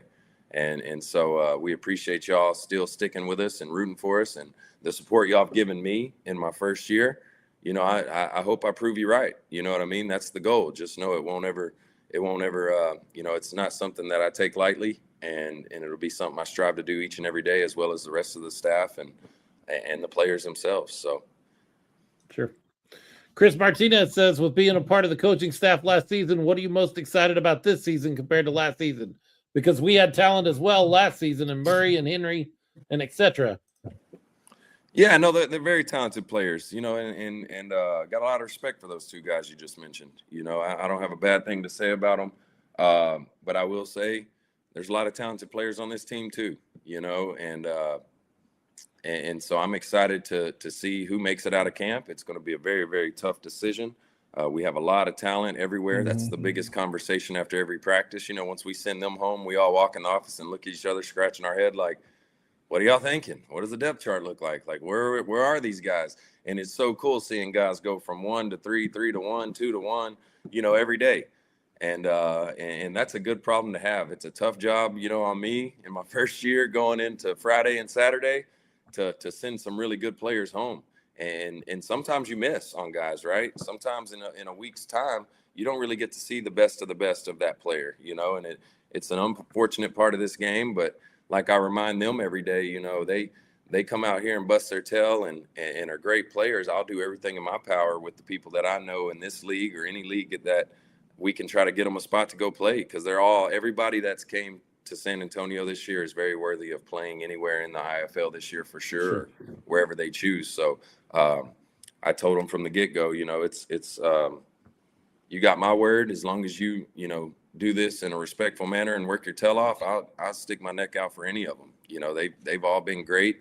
And Leo mentioned earlier, just the player leadership has been awesome. Matt Elam, I got to bring him up because, he came in better. I expected a lot from him, but he's done more than I even expected, as a player, his talents, but the leader he is, right? Getting these guys in right. And when the player, I know the exact play when the guy pulled up the other day, man, coaches didn't have to say a word. And that's the best teams are player-led. The best teams are player-led. Coaches are there, to coach and teach and set the standard and hold guys to standards. But the players lead it, man. And that was, I'm telling you, we talked about that as a staff, like how awesome that was to have that. And he's at the front line of that, a guy that's played big time ball, but also a guy that's playing it because he loves it. And you give me 22 guys that love this game, I'll go to war with them any day. Yeah, definitely a lot of passion out there, Coach. What unit? I asked Randy this question. I'll ask the same of you. What unit has you the most fired up? Which positional unit so far of what you've seen has got you the most fired up for the season? Most fired up. Love our defensive line. Our defensive line's nasty. And being the quarterback for many years, it's funny, I want to use the word decade. For a decade, that makes you sound a little older. That was who affects the game, and nothing to take credit away from the defensive backs back there or the linebacker, but really, I guess the linebacker can be considered that, that front four. They dictate the game. They're game changers. If they're getting pressure and causing you to, disrupt the timing of throws or disrupt the run game, it's hard to get something going, and vice versa. You could have a great DB core and not have any pressure up front. Well, it just usually don't work out. It's almost better to have that better defensive line. But honestly, a lot of the group, receiving cores, very, very, very strong. A lot of young guys that I'm like, what the heck? I wouldn't have signed them if I didn't think they could play. But, the transition from college to here, and they're just picking it up and making plays and excelling at that. Defensive back group's looking really good. So, quarterback room, O-line, it really is it's been a very competitive camp, and we're excited, kind of where we're at after day 2. Today was the first day of putting pads on and getting the football. I told them we got the mental stuff out of the way. It's time to put it to work, right? With pads hitting and things of that nature. So I've always kind of felt like pressure on the quarterback is the most important thing you can do on defense, because 1000%. If you get pressure on them, it doesn't really matter what's happening behind you. They can't get the ball there. Exactly. But if you don't get pressure on them, somebody's going to break open at some point. They're going to break. It's an offensive game, right? We get 2 guys in motion to start. Ideally, you should score every drive with that, right? but now you got to put the players in perspective. But if you got a D-line that's hunting and getting home, well, you hit that. I played it, right? So you get hit a few times at quarterback. There's that old saying, you start seeing ghosts, right? You start thinking somebody's there and they're not, and you start, thinking something's open and it's not. And it just allows the defensive backs to play aggressive, right? You can jump more routes. You can do more things because, hey, my guys up front are forcing the issue. They're speeding the process of the quarterback up. You get in control of that run game, forcing teams to pass. That's where you want to be. You know what I mean? It's you want to be in control of the game, and we got a lot of that, and a lot of talented guys up there making some noise, and a lot of guys that like I said, just delivering more than we even thought they would. There's some guys. I can shout them out just for y'all San Antonio folks. Daniel Williams, he likes to be called Sauce. Daniel Sauce Williams, graduate of Judson High School, went off to play at University of Hawaii. I mean, this guy's really impressed us. He's done a phenomenal job stepping. He's a rookie, and just the pressures and stopping the run and just causing havoc up front, making it hard on me in practice, right? And he's done a great job. So there's a San Antonio guy that's really impressed us this camps thus far, and looking, and expecting big things out of him. Sure. So, Coach, Alex, who would be the youngest player in camp right now, and who would be the oldest player in camp? Just because I know these two guys right here, they're still thinking they can try out maybe next year. So I just want to squash that. So who is the oldest and who's the youngest? We'll make room for these two up here. Oh, Lord. No, don't get them there. Oh, my God. We'll never hear the end of this. Well, oldest, we know that one. And he'll laugh, but Matt Elam. Matt Elam's oldest, and it's funny. He's playing like the youngest. You can't beat that, and I mean that. I made a joke when he ran by me the other day. I said, this is vintage Matt Elam, 25-year-old Matt Elam. You know what I mean? In his prime, probably at 22, he's a first-round draft pick. So he is doing a great job. Youngest, I'm unsure. I have to do some digging to find the youngest. We do have a really, really young player that has just done some jaw-dropping things for us we're really excited about. And I'll just mention him, Dion Cook. I think Randy covered him. Kid is special. He's out of Chicago, went to University of Texas Permian Basin. It's funny how I even found him the year before his junior year. My brother was offensive coordinator at Central Missouri, and they played UTPB in a bowl game. And I think he had 3 touchdowns that day. And I'm like, man, this kid's good, right? I'm not a coach at the time. I'm just fresh out, just retired, and watching football. And it was funny. The next year, he had a phenomenal year. And so whenever I got this job, I was like, you know what, I'm going to call. And I know the coach, Coach McCullough over there at UTPB, he actually just got another job. But anyways, I called him and was like, about this guy. He's like, man, one of the most talented kids I've ever been around. And a former teammate of mine just happened to be the defensive back coach at UTPB. So I asked him, a very respected indoor football player, and Marquez Goldman. And I said, Marquez, what do you think about, you played the game. Do you think his game transitions to ours? Yada, yada. He told me, and he's seen a lot of ball. He played some big-time college. He said is the most talented player I've been around. And I was like, man, well, you know what? I like him. You like him. Head coach likes him. I'm going to see what he's doing. I'm going to give him a shot. He was so excited about the opportunity, hungry as can be, deserves to play at another level. And hopefully we can help provide that platform to get him there. But he's came in, high character kid, awesome to be around, and has just made plays. That's all he's done. He's just made football plays for us, and you can't ask for more than that. Last question for you, Coach, and then we'll let you get back to the rest of your day. By the way, Green Bay holds on, wins by 2 points. Wow. I hope I didn't ruin it for you. But, revenge. There we go. Yeah. And the end included one of my favorite rules in all of football. Green Bay has the ball, and they need to run time off the clock to secure the win, and they have to get positive yardage to keep the clock running. Man, I love that rule. Ain't that cool? It's my favorite rule. Yeah. So Alex McSwain says, seeing the sideline interviews with the new broadcast setup, will you work on interviews and media training with players? Because they're going to get to have more of a voice than they ever have in the IFL before. And are you prepping them at all for that? I'm prepping them as far as giving them a heads up, but you got to know a lot of guys on this team are used to that. They do that in college ball at the Division I level. They do that at the pro levels. They take courses for that at college, believe it or not. Like, that's a real thing. I didn't get to play in the NFL. I didn't get to play major college ball and have that, access. But my first year in the Arena League in the AFL in 2016, we did that with CBS Sports and stuff. It was really cool. But these are, like I said, high character guys. I just let them know, you're not only representing the brand of the Gunslinger, you're representing your own brand too. You're representing your family back home who's supporting you to do all this. I don't think we'll have a problem at all with that. But as far as Randy goes, we'll take any advice from the Hall of Famer himself. He's always got some words of wisdom, and I'm sure he could be a great help in that area as well. But I'm positive that I can go out and say all of our guys will represent the Gunslingers and the city of San Antonio very well when it comes to the player interviews. Well, Coach, we've had 2 shows, and you've been on both of them this season. Uh-oh. If you're not careful, this is going to become a weekly thing. You're going to have to come on. 2 strikes and I'm out, or what? I'm here for it, guys. Like I said, I'm not saying it just to gas you up, but I appreciate what y'all do, man. What y'all do for this game.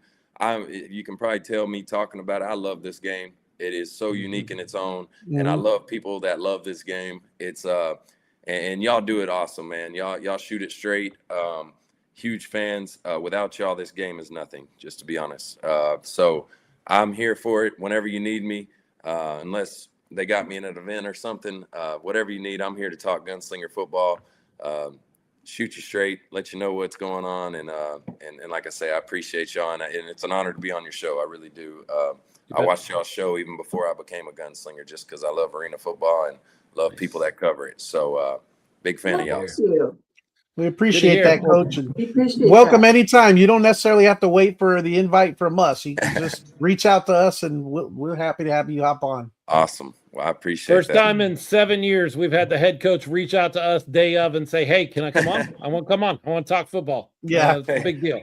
I'm here for Big it, deal. fellas. Don't ever hesitate. Like I say, I don't want to, overstay my welcome ever. I know I'm a chatter, so just know it comes from passion from the game, and I'm You here bet. to share it and whatever you need from me. Appreciate y'all, and Kate, looking forward to seeing y'all. Going to make it March 29th? Is that a thing, or? Of course. Oh, yeah.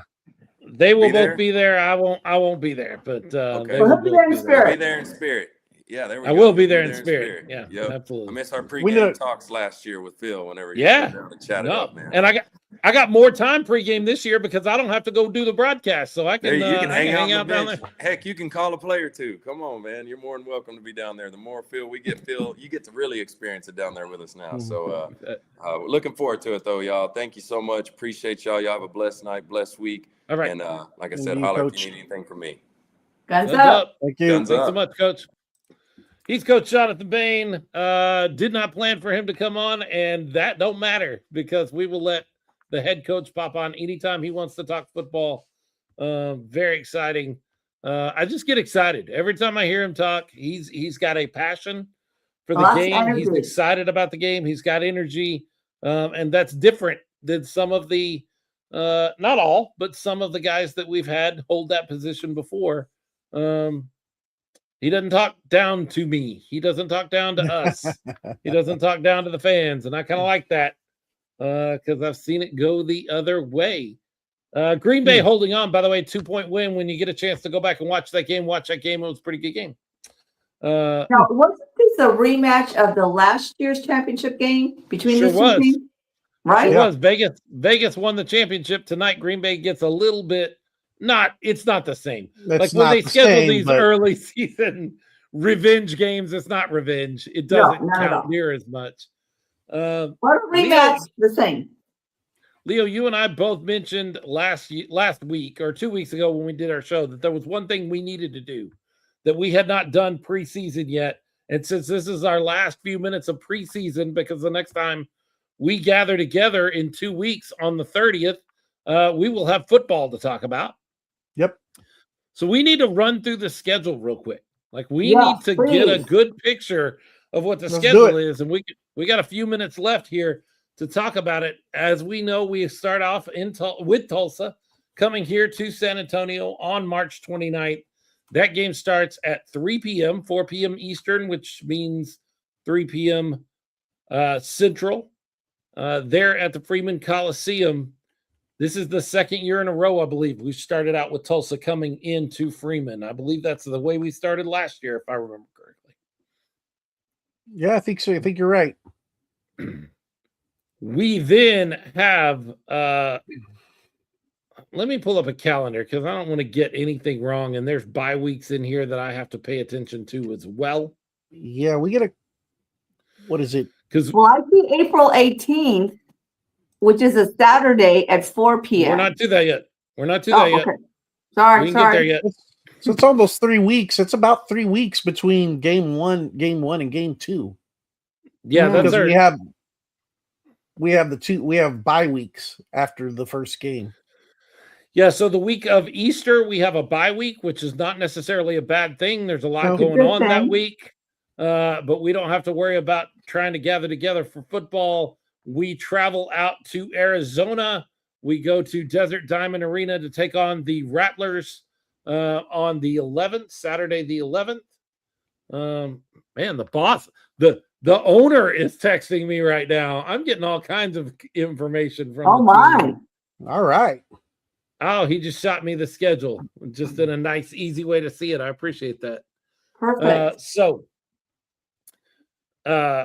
The home schedule. He shot me the home schedule. We go out to Arizona on the 11th. That's Saturday evening game. Starts at 8 p.m. And then we're back home Saturday, April 18th. You just mentioned that one, RC. That's when the champion Vegas Nighthawks come in to Freeman Coliseum. They are 0-1 right now as of just a few minutes ago.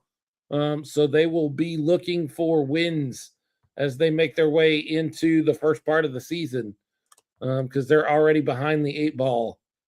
And a week later, on the 25th, we have the Northern Arizona Wranglers coming in. So we get 2 home games in a row, 2 weeks in a row. That'll be kind of fun. Yeah, both on Saturdays, which is good. Mhm. Both at 4 p.m., which is good. It's a good time. Yep, absolutely. Then we head into May. What you got, Leo? Yep. I was just gonna say, so far this early schedule, it's kind of like I said. You got a couple of weeks off between game 1 and game 2, 3 weeks before you're at home again. But when you think about it in context, you got 2 weeks of training camp. That's it. Good point. And as Coach even said, it's not even a full 2 weeks because you have to do the cuts and then you got to do Right. meetings and things like that. So then we play one game against Tulsa, which we're going to win, but we get to kind of get a little, the coaches get to see a little measuring stick of where the team is at, what they can do. And then they got 2 weeks to work on it before they got to put them out there again. That's a pretty significant advantage. I think that's really nice. Oh, yeah, I do too. Yep. That's really nice. May has 5 weekends. I don't know if anybody's paying attention, but there are 5 weekends in May, and we have 5 games. We are going every week in May. We start out on the 2nd in Tucson. Then the 9th, we are in Prescott Valley, taking on the Wranglers, Northern Arizona again. Then we come back home on May 16th. We have San Diego. The Strike Force will be coming in. They were the very first team that we ever played in the IFL, and we dang near beat them out there in San Diego. We got so close. They are coming into San Antonio, I believe, for the first time, if I'm thinking right. They are coming into San Antonio. Is that right, Leo? I think Second it's time? the second. I think it's the second. Yeah. I think they came down last year. Okay. All right. I will defer to you. That's probably correct. And then the Tulsa Oilers come to town on the 23rd. And this schedule will also give us, he's got the home schedule, but it gives us our TV spots, but we don't need to know the TV spots for the home schedule because everybody's going to be at those games. So exactly. we don't have to know. We don't have to know where to watch those on TV. Tulsa on the 23rd, and then we head up to Green Bay for the 29th, May 29th in Green Bay, a late game, 7 p.m. start on Friday, a Friday night game. Wow. Yeah. That's some cool. difference. They're not all Saturdays this time. We got some Friday and Sunday games. Yeah. And I'm okay with that because that's the end of the school year. Absolutely.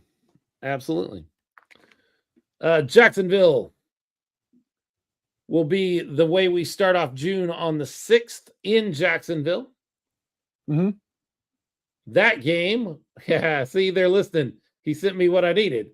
That game will be on Yahoo Sports Network. So just so you know, you need an overnight subscription if you want to follow the Gunslingers, because I am looking at the away schedule right now. 2 of our games are on Yahoo. The Northern Arizona game on Saturday the 9th and the Jacksonville game on June 6th. All the rest of our road games are on overnight. So you need that overnight subscription. Get that 40% discount. That's right. Use the 40% discount before they turn it off and make that happen. One of those Yahoo games. Not that it takes much, but on the schedule online it says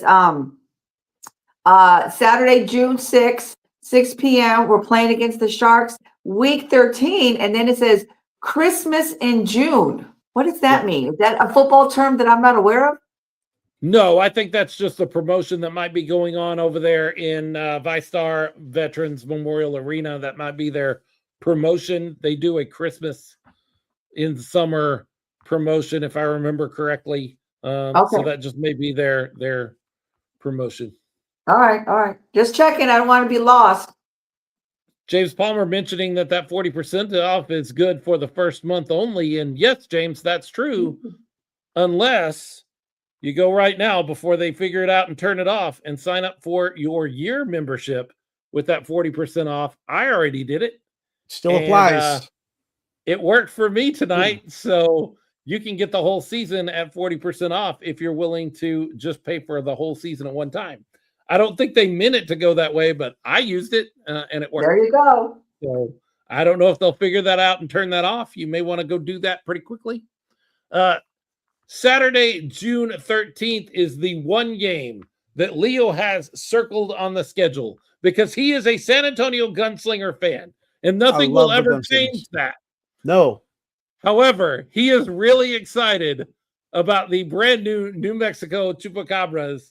Chupacabra! Come on, man. Is that a cool name or what? Are you kidding me? Yes, I love the name. That is the coolest name in the IFL. Many apologies to all the Gunslingers, all the Gunslingers faithful. I love my Gunslingers. They're my favorite team, but my favorite name has got to be the Chupacabras. That is awesome.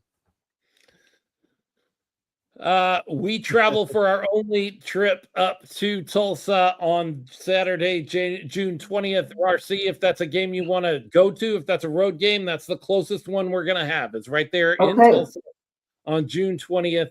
That game starts at 7 p.m. It will be on overnight. Vegas. I love Vegas. I'll go to Vegas before I go to Oklahoma.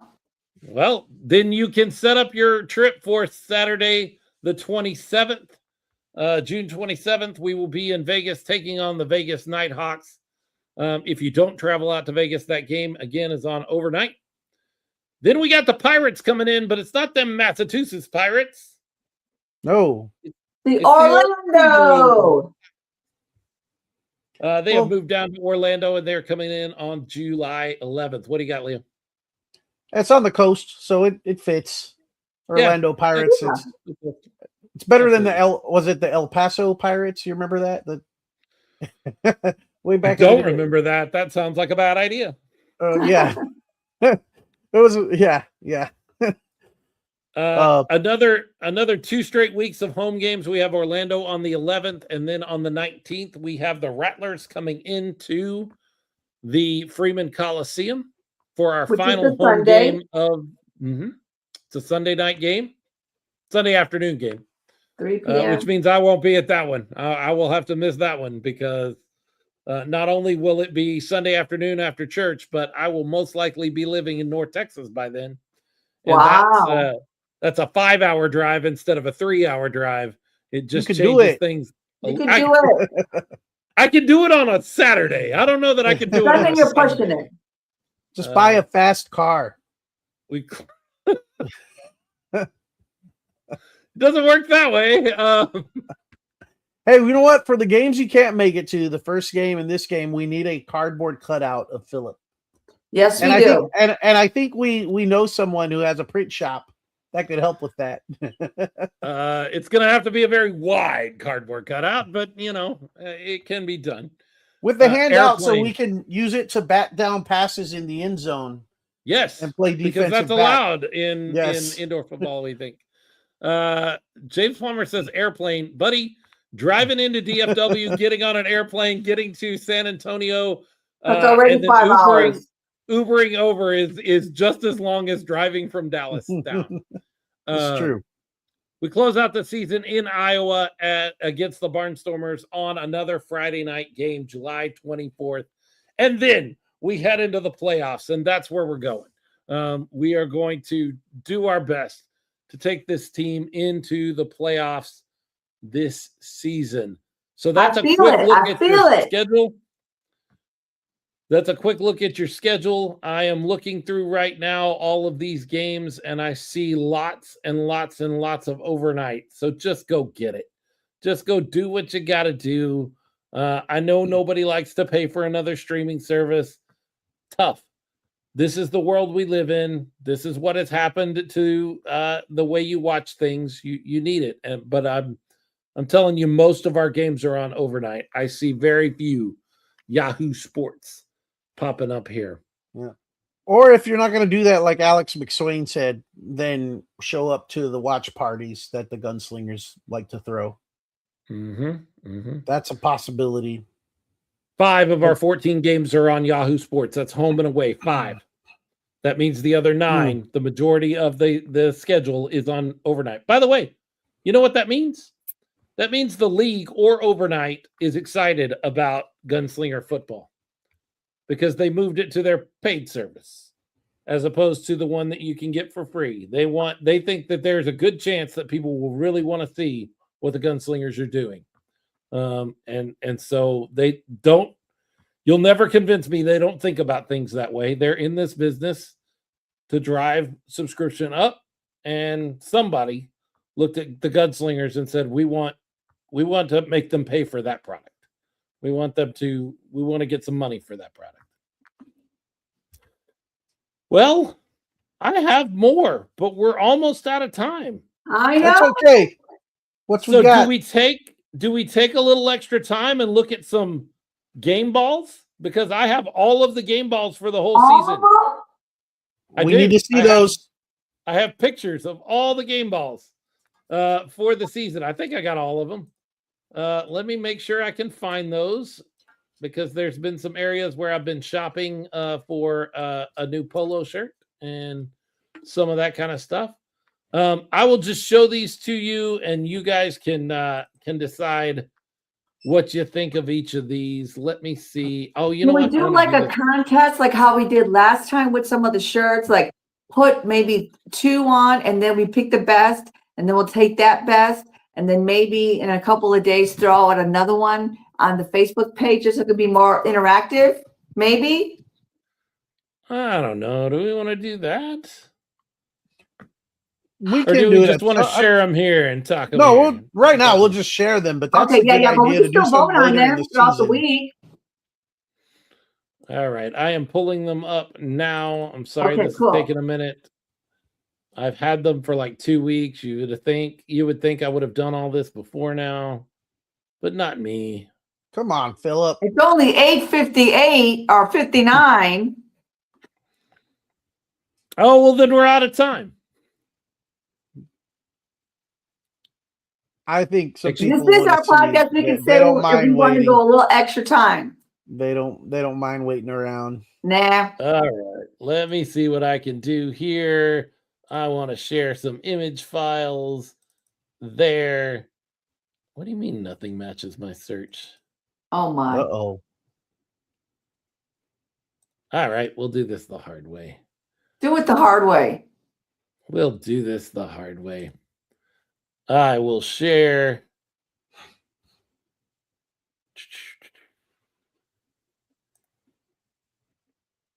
Here we go. No teasers. Put them out there. I'm not trying to tease nobody right now. I'm just trying to get my act together. Mm. Where is it? There it is. All right. Here you go. Here's the first one. It looks like a very standard ball to me. But it's got the gunslinger staring out of the entire panel. Leo, do you see that? I do. I like do. it. Oh, I like that better. There you go. There's a full look at. Yeah, that's exactly it. We're building the tension. Tension building. So there is, I think, the general ball, the normal one, but we've got more. We've got the outlaw ball. Ooh, I like it. I think money flew out of my pocket on that first one. I like the black and the red one right there. I felt it fly away.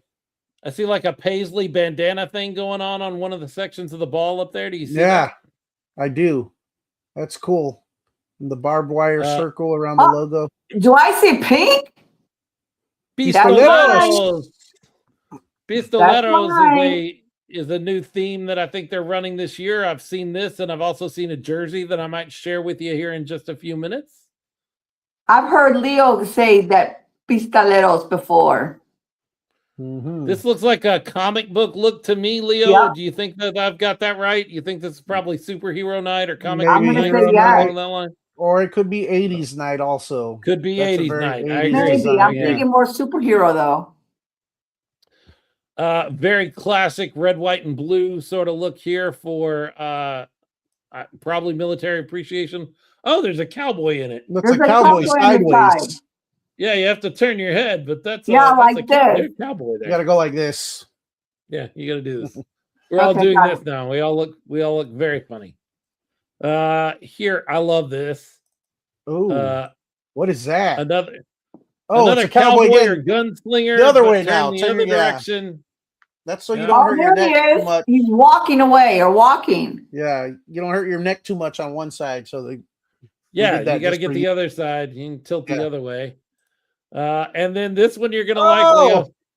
Oh, Star Wars night. Cute. It's Grogu. Grogu staring out of a football helmet, out of a face mask there. Gunslinger Grogu, love it. That's going to be a pretty popular movie this summer as well. So yeah, there's that. And here's your military appreciation night. Oh, camouflage! I love it. That's cool. Are those supposed to be eyebrows, or are those like an eagle's wings spanning? No, that's the eyebrows. That's the eyebrows of the gunslinger. Yeah, and you have the night vision goggles. Yeah. And I got more that I can show you here. Let me work my magic, maybe even a little faster than I did last time, because I can show you some new merch. You want to see new merch? If it matches the football, I do. Like the pink one. Like the pink one. You might have something that sort of matches that. I was just going to say, Lolis, I know you're watching. Go ahead and turn off the close out Facebook. Stop. Don't watch any more of the podcast. You don't need to. There's nothing to see here. There's nothing to see here. Stay on, Lolis. We'll be twins. That's not what I want. Where is it? There it is. Share. All right. Some of you have already seen this. I think, Leo, you probably saw this the other day at camp. But they have a long sleeve Ricky Bobby style jersey. Long sleeves, which we don't get a ton of. Slinger football. I love it.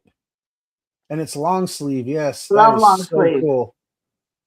And then every season we have a set of Gunslinger jerseys. Here you go. Here they are in white. Classic. Black. Love it. I love the purple. Blue. Okay. It's not purple. What are you talking about? The one before that one looks purple. That's black, ma'am. That is black and purple. No, I think it's blue. It's like a delayed. There's your blue and there's your red. So there's your your 2026 fan jerseys. You'll notice some striping up on the sleeves that looks a little different, along with the American flag that is new or looks new there. Cross guns on the back side of it. And then one more thing. Is that good enough? Have we seen everything? No, there's one I'm more sure thing. there's a pink one. I'm sure there's a pink one. All right. Well, here you go. Money about to fly out of people's pockets right now. James Stubing, by the way, checking in and says, by the way, the Pistoleros logo was quietly introduced last season. You may have seen that logo on last year's Fiesta jersey. Mm-hmm. And if you saw that, you get to see the whole thing now. The San Antonio Pistoleros. Ooh, I love it. Love it. That's cool. Coming to the Freeman Coliseum. You heard Randy earlier today. The best way to get a hold of this is to show up to games. If you want to go online, eventually you'll be able to get this online. But I seem to remember them having a model last season where the online stuff they put up after the game. And so you may not get the size you needed. That's true. Or you might not get a hold of them at all if you didn't show up to the games. Right. I don't know if they're running that same model this year, but that's very likely going to be the case. You want to get a hold of this jersey in your size, you're going to have to show up to the right game. Yeah. And have your money ready. Just go to all the games. Yeah. Well, Just go to all the games. Get tickets to all the games. The lines on the side gives the illusion that you're curvier and you have more of a waist. Just so you know. I do like that. I do appreciate that. It makes me look tapered. It makes me look tapered a little trimmer. That doesn't work on me. Are you sure there's not an illusion there? No, it doesn't work on me. QR code up at the top for you if you have not gotten your season tickets or your single game tickets. You can follow that link and get there. We are the Smoking Guns, and we are finishing up our preseason run. This is our final episode before we get into the season. We will be back in 2 weeks on March 30th, and we will have football to talk about. But until then, we need to say thank you to some very special people, because we have some amazing folks that help us out as we make our way through both the preseason, the offseason, and then into the regular season. We have some amazing folks, and we've just added one. In the past couple of weeks, we've added a new MVP. That is somebody that has joined us at the $20 level. We've always had Mo and Iris Ferrante. We've had James Palmer, Jay Washington, Jordan and James Stubing, Kim and Greg Nelson. All of those folks have been helping us make things go for a while. But just this month, just in the last couple of weeks, we've had Robert Seco, who is a good friend and an amazing videographer. Thank you. That means a lot. Join the show at that MVP level. They help us pay the bills, help us make sure that our content gets off the ground. And then when we get into the season and they do Gunslinger Camp for students, for youth, for kiddos, along with Six Shooters Camp, we are able to take some of that money that we've banked and help some kids get out to that camp. If you want to be a part of that group, you can go to patreon.com, Smoking Guns Pod, and join us at a $5, a $10, or a $20 level. By the way, if you just want to be connected and see everything that we do, you can also be a Patreon member at a free level. That's a thing you can do on Patreon. Just to let us know that you support us. And hey, I don't have the money right now to throw something at you, but I support what you guys are doing. You can join us for free at patreon.com /Smoking Guns Pod and be a part of that community as well. You won't get the shout out in the same way that these folks do, because they are really helping us in an amazing way. But you will see all of the content or all of the information that we do end up posting on Patreon. You'll be a part of that, and you'll be a little more connected into our community. We are on the social media. You know what else is free? A 5-star review. If you guys could give that to us, that's free. It's true. We are on all the social medias at Smoking Guns Pod. That's Smoking No G, Guns with a Z, Pod, and that includes our brand new TikTok. we now have TikTok. We have content. We have a way to take the show and break it up into some TikTok-sized shorts. So we have been posting those at Facebook and at YouTube, but also on the platform that all of that started from, on TikTok. So if you have TikTok, go find us at Smoking Guns Pod and join us on TikTok. We will be taking tonight's show and breaking it up into some bite-sized pieces and putting that content out there so that you can share, because a lot of people see 2 hours and they go, I'm not watching all that. But they see 2 minutes and they'll watch that. They'll pick that up. And so that's a whole new way for us to connect with folks around San Antonio. I love that. No. You're telling me I'm a TikToker and I didn't even know it? You are. I You are on TikTok. I am now. Wow. Both of you are on TikTok. Along with me and Coach Bain. We're all got videos out there on TikTok. Cool. But we're ready. There's nothing more to talk about. Like, we could have tried to have a show next week and we probably could have figured out some stuff to talk about, but we all know that we're going to be running full steam for the rest of the season as we get started. And so we all kind of talked about it and said, let's take one more week to take a deep breath before we plunge into the season. So we won't be back next Monday, but on the 30th, after the Gunslingers, go to 1-0 and take down Tulsa, we'll be back to have some conversation about everything going on in the IFL and about the Gunslingers and what that game looks like. I'm excited. Yeah. I'm ready to go. Me too. Take some time, relax, get hydrated, maybe go see a few Gunslinger camp practices if you can, and get fired up, because on the 29th, I expect all of y'all in the Freeman Coliseum, and we're going to be loud and rowdy, and we're going to bring it, because that's what we do at Freeman Coliseum as Gunslingers fans, and I can't wait for that. So, got a couple weeks. Take it easy. And I hope to see everybody this Saturday at Meet the Team. I'm going to try to make that. Yeah, that sounds cool. I've not been to that Dick's sports, whatever it's called, the way Randy described it. He talked about putting some shoes on to try and run faster and jump higher. I don't know. I hope Flyers, man. I hope they're going to pay for my medical bills when I try and jump faster or jump higher and run faster, because I'm going to hurt myself.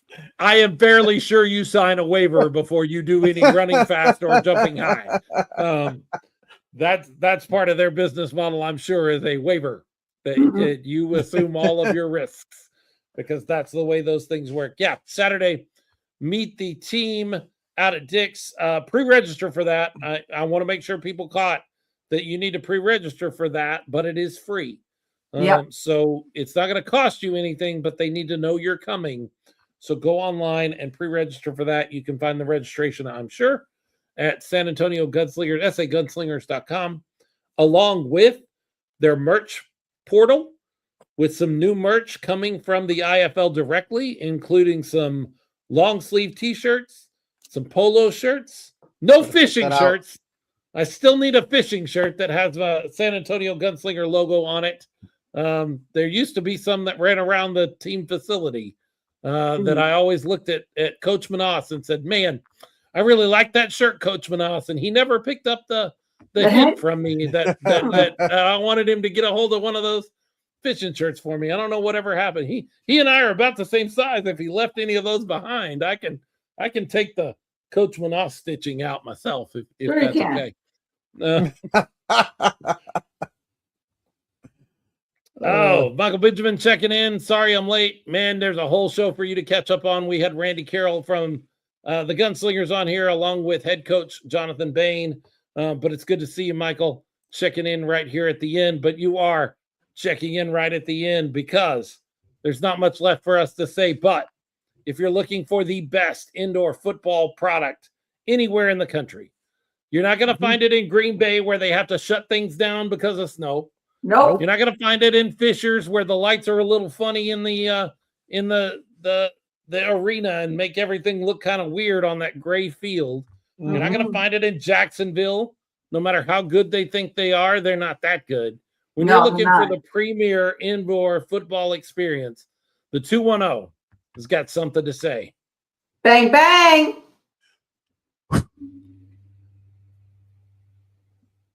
All right, folks, thank you so much for hanging out with you. The 9 or 10 of you guys that are there. Alex McSwain, like a great infomercial. Wait, there's more. There's always more. Yeah. We will see you guys on the 29th at the game, most of you. And we will be back here on your social medias on the 30th to talk all about it. I'm excited. I have not been this excited for a Gunslinger season in the last couple of years. I'm super excited about this one going forward. I think I didn't mention this during the show proper, but there is some folks that have put out IFL power rankings. I don't know why. I don't know how. I don't know what they're judging that on, but I do know they have us at like second to last on the power rankings. And I'm like, you don't know anything about this team. How could they? Might even, you might be right, but there's no way you can possibly say. This is the second. They are basing that on a bunch of name recognition. Do they recognize the names of the players that we're signing? And they don't. So they're just putting us down near the bottom. Okay. That's fine. Enjoy that. That's fine. Keep your heads in your butts. You'll find out soon enough. Oh, yeah. You're going to find out starting on the 29th. Hey, go get your overnight subscription. If you have not done that yet, 40% off. IFL Fan 40, number 40. IFL Fan 40 will get you 40% off either the first month or if they haven't turned it off yet, the whole year. You can get that at a pretty deep discount, 40% off for the whole year. I already did it. I did it earlier today. So go get your overnight subscription. You're going to need it to watch all the Gunslinger football this season. All right. I think that's it. I think that's all we need to say. Until next time, folks, we'll see you guys on the 29th, and then we'll be back here on our pages on the 30th to talk more Gunslinger football. Good night, everybody. Good night. Happy St. Patrick's Day tomorrow. Oh, yeah, tomorrow. Wear your green. Wear your green.